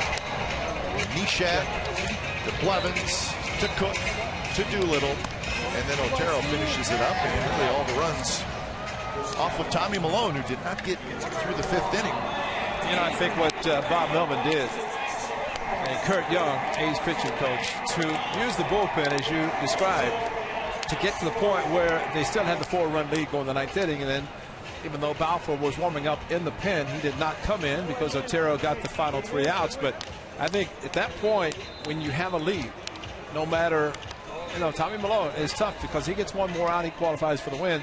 Pat Neshek gets the win, but he struck out the batter, the bases loaded. Who knows what could have happened? Biggest out in the game. Biggest probably. Out right there to get the strikeout with the bases loaded, and he's rewarded with a win, which he should have been. But that's a case where a manager is trying to get a team win. Sure, you want to see a pitcher staying long enough to get the win, especially with a big lead, but bottom line, you want the team win, and especially they knew the Texas Rangers had already lost. All right, and the A's got one home run in the game. It was by Josh Donaldson. He had a couple of hits, and he is standing by downstairs. And Josh, congratulations, nice win, nice job offensively for you. And tell us about facing Bronson Arroyo. I'm guessing you've never faced him before, can't see where you would have, and kind of a guy who looks like he's got 5, 6, 7 different pitches. So tell us about facing him. Yeah, I mean, I've never faced him before. I knew right off the bat with Coco, I saw him throwing a lot of off-speed pitches early. So, obviously I want to look for something up and over the middle of the plate, and I was able to get that a couple times tonight. 7 hits for your ball club, Josh, and I thought it's interesting. Of the 7, only you pulled the ball. I mean, you had a ground ball base hit, and then the 2-run home run. The rest of the guys went the opposite field, but your aggressiveness, how much does that help you to be able to recognize the breaking pitch, the hanging slider with Arroyo, and hit it as deep as you did? Well, you're probably not going to believe me when I tell you this, but the second bat when I did hit the home run, I was in straight take mode because because the first at bat, I hit the first pitch. He threw me a changeup. My second at bat, I was going to go up there and take, but he just threw me something, and it just continued to just sit over the middle of the plate, and I was like, might as well swing. So so I swung and was able to hit. Yeah, Josh, maybe the unsung hero group tonight was the bullpen. Bullpen's got knocked around a little bit lately, but we know how good they are. And tell us how important it was to see those guys, as a group, get back on track tonight. Yeah, I mean, those guys came in and do what they normally do. And what that is, shut down the game. They got in a couple jams tonight, was able to work out of it. And, that's what we need from our team all the way through. From every guy on this roster, we need them to contribute. And with the bullpen, when we get the lead, we need those guys to come in and shut it down. You guys playing so well. Josh, what does it mean to you to play interleague play when you start facing National League teams, Giants, the Brewers, now the Reds? You're seeing a lot of tough teams from the Central Division of the National League. What does that mean to you to get a chance to see some of these players and teams and knowing they're pretty good teams? I look at that team over there. They have a few more, bigger names than we do, but I feel like we kind of resemble each other as far as at the plate. A lot of guys that could take some pitches, especially some close ones, trying to get a pitch to hit. They're not super aggressive, but if you throw it in there, they're going to swing at it. And, they pitch well and they play defense. And Josh, 30 games in 31 days, an off day yesterday. Did I read where you went to Alcatraz? Yes, I went to Alcatraz. It was pretty fun. How was it? Do you have any plans of spending any more time there or no? I think it's kind of a one deal thing. It was a little bit too much walking for me up those hills and stuff, but it was good to go over there. I enjoy history, and to be over there, it's it was fun. This is a wet day, right? A wet day for Alcatraz. It's pretty good. It doesn't matter. It's just kind of one of those things. You go over there and you enjoy it for that one-time period, I feel like, and we had a good time. All right, Josh, thanks for joining us. We appreciate it. All right, thanks, guys. All right, so Josh Donaldson, a couple of hits, single and a home run, and solid at third, as always. So good win tonight, and I think the A's needed that after what was a tough trip. I'm glad Josh got the boat back, because just think if he's stuck on the island, he doesn't get a couple of hits, that big hit. It's amazing what he said. I thought it was interesting that you go to the plate and you're just standing there and saying, I'm going to take. Mm-hmm. And that's what hitters, that probably can help Josh Donaldson so much, because he's there taking and then reacts. And that's what hitters are so strong, they're so quick, and to be able to sit there and say, I'm going to take a pitch, and then all of a sudden it floats in there and he hits it for a home run. And that wasn't a cheap either. That was a long one. But a big win for the A's, especially after a tough road trip, 2-5 road trip, and they come back with the Rangers losing. They jump back in a tie. All right, so the bullpen comes up big. Donaldson with a home run. The A's have one big inning. They score 4, and they end up beating the Cincinnati Reds tonight by a final score of 7-3. You've been watching A's Baseball on Comcast Sportsnet California. Don't go away. A's postgame live with Scott Reese and Shooty Babbitt will start right after the break.